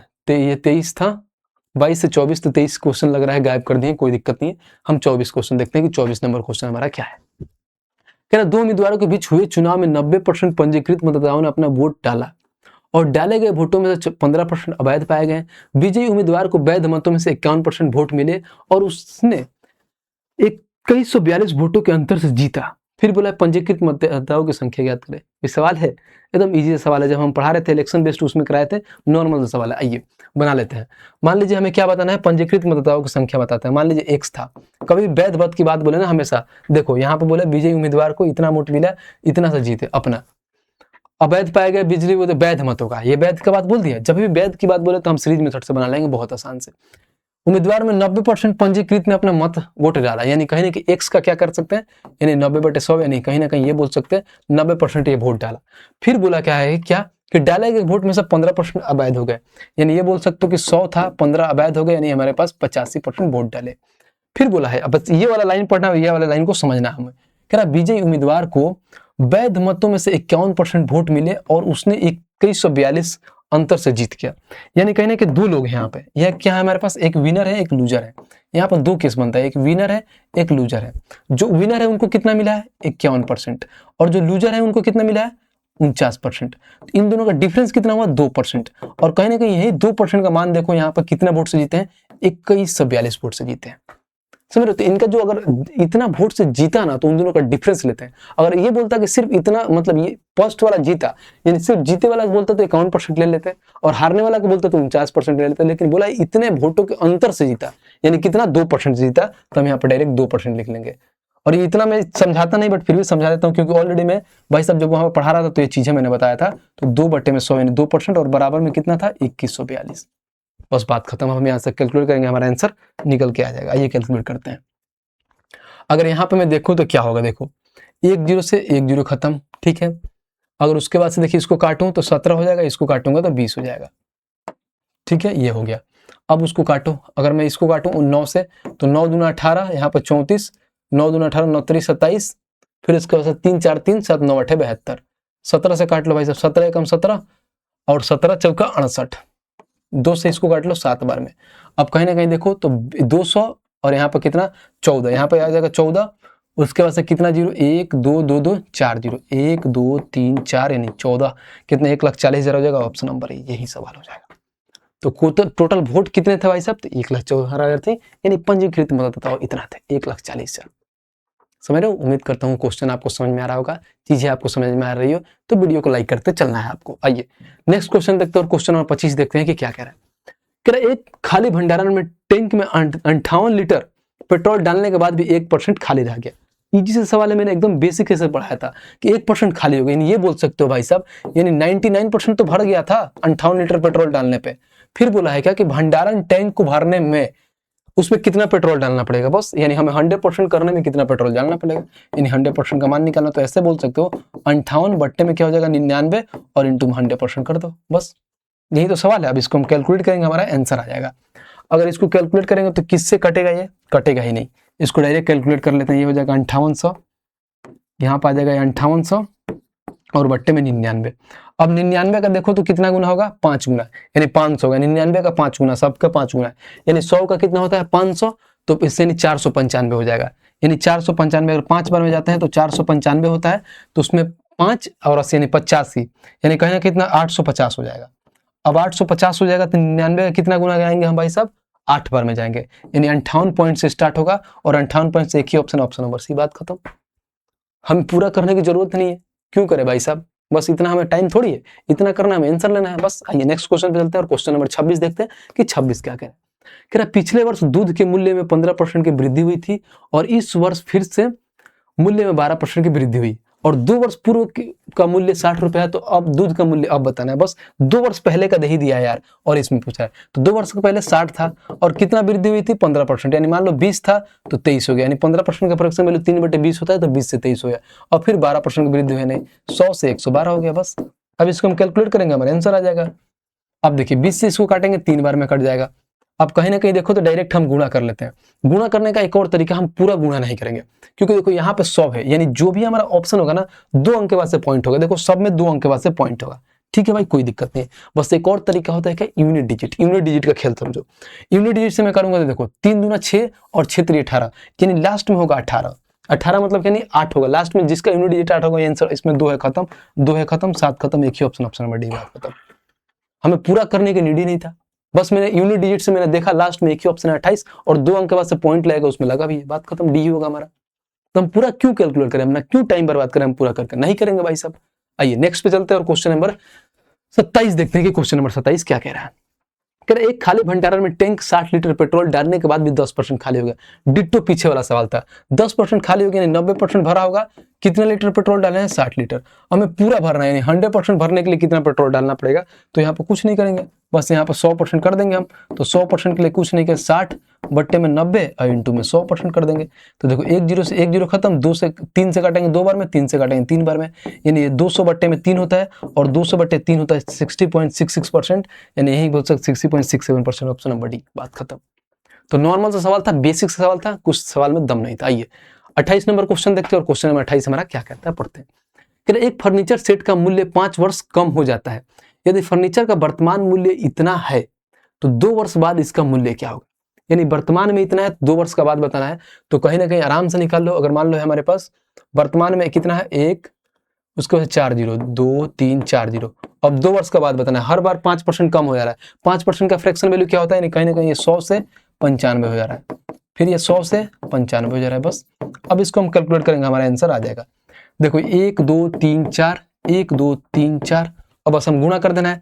पहले देखो अब यहाँ पर अगर मैं गुणा करूँ तो 50 25, देखो यहाँ पर हो जाएगा 12 और यहाँ पर हो जाएगा 95 इंटू में 95, ठीक है। एक तो ऐसे होगा कि पूरा गुणा करना पड़ेगा कि 95 इंटू 95, बाकी हम यहाँ पर यूनिट डिजिट लगा सकते हैं, क्या लगा सकते हैं, यूनिट डिजिट का खेल लगाते हैं। देखिए सबका यूनिट डिजिट चेंज करते हैं, 8 1 9 खत्म हो जाएगा, यहाँ पर 3 बचेगा, यहाँ पर 2 बचेगा, यहाँ पर देखो 8 और 1 9 बचेगा, यहाँ पर 9 खत्म यानी भी 6 बचेगा, अब यूनिट डिजिट से खेलते हैं, संख्याओं का योग आपस में ऐड करते हैं।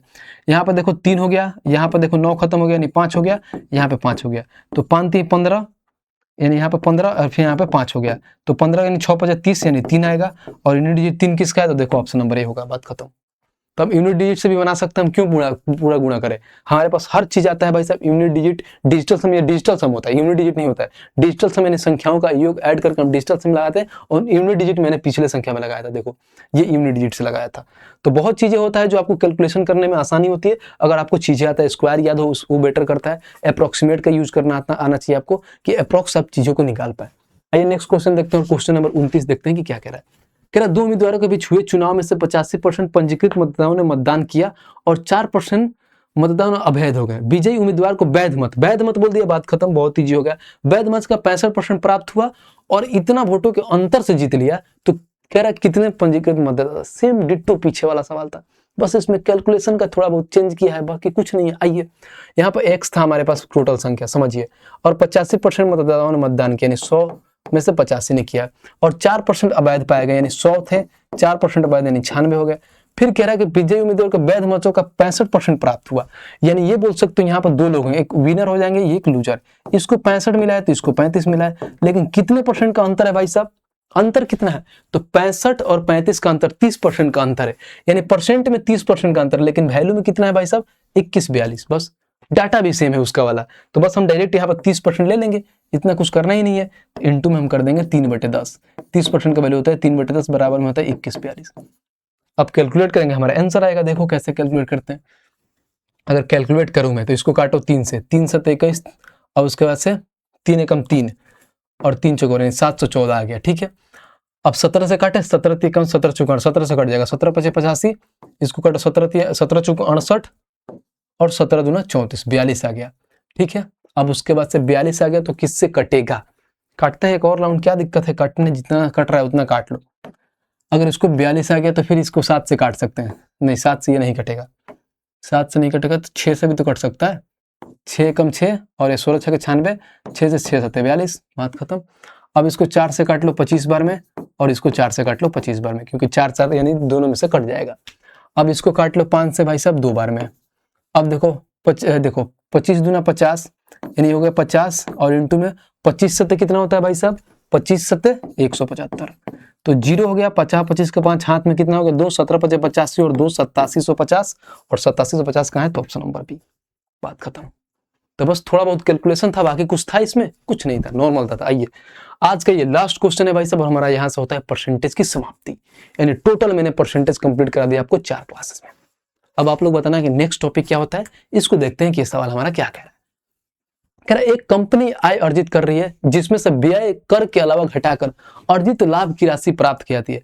कंपनी को अर्जित लाभ पर 22% कर देना पड़ता है, यदि करों को भुगतान करने के बाद से शुद्ध लाभ इतना है। बस ये हमें समझना है कि 22% अर्जित लाभ पर 22% कर देती है, यानी जितना लाभ होता है उसका 22% कर क्या कर देती है, उसको घटाने के बाद जो शुद्ध लाभ आता है ना भाई साहब, इतना आता है।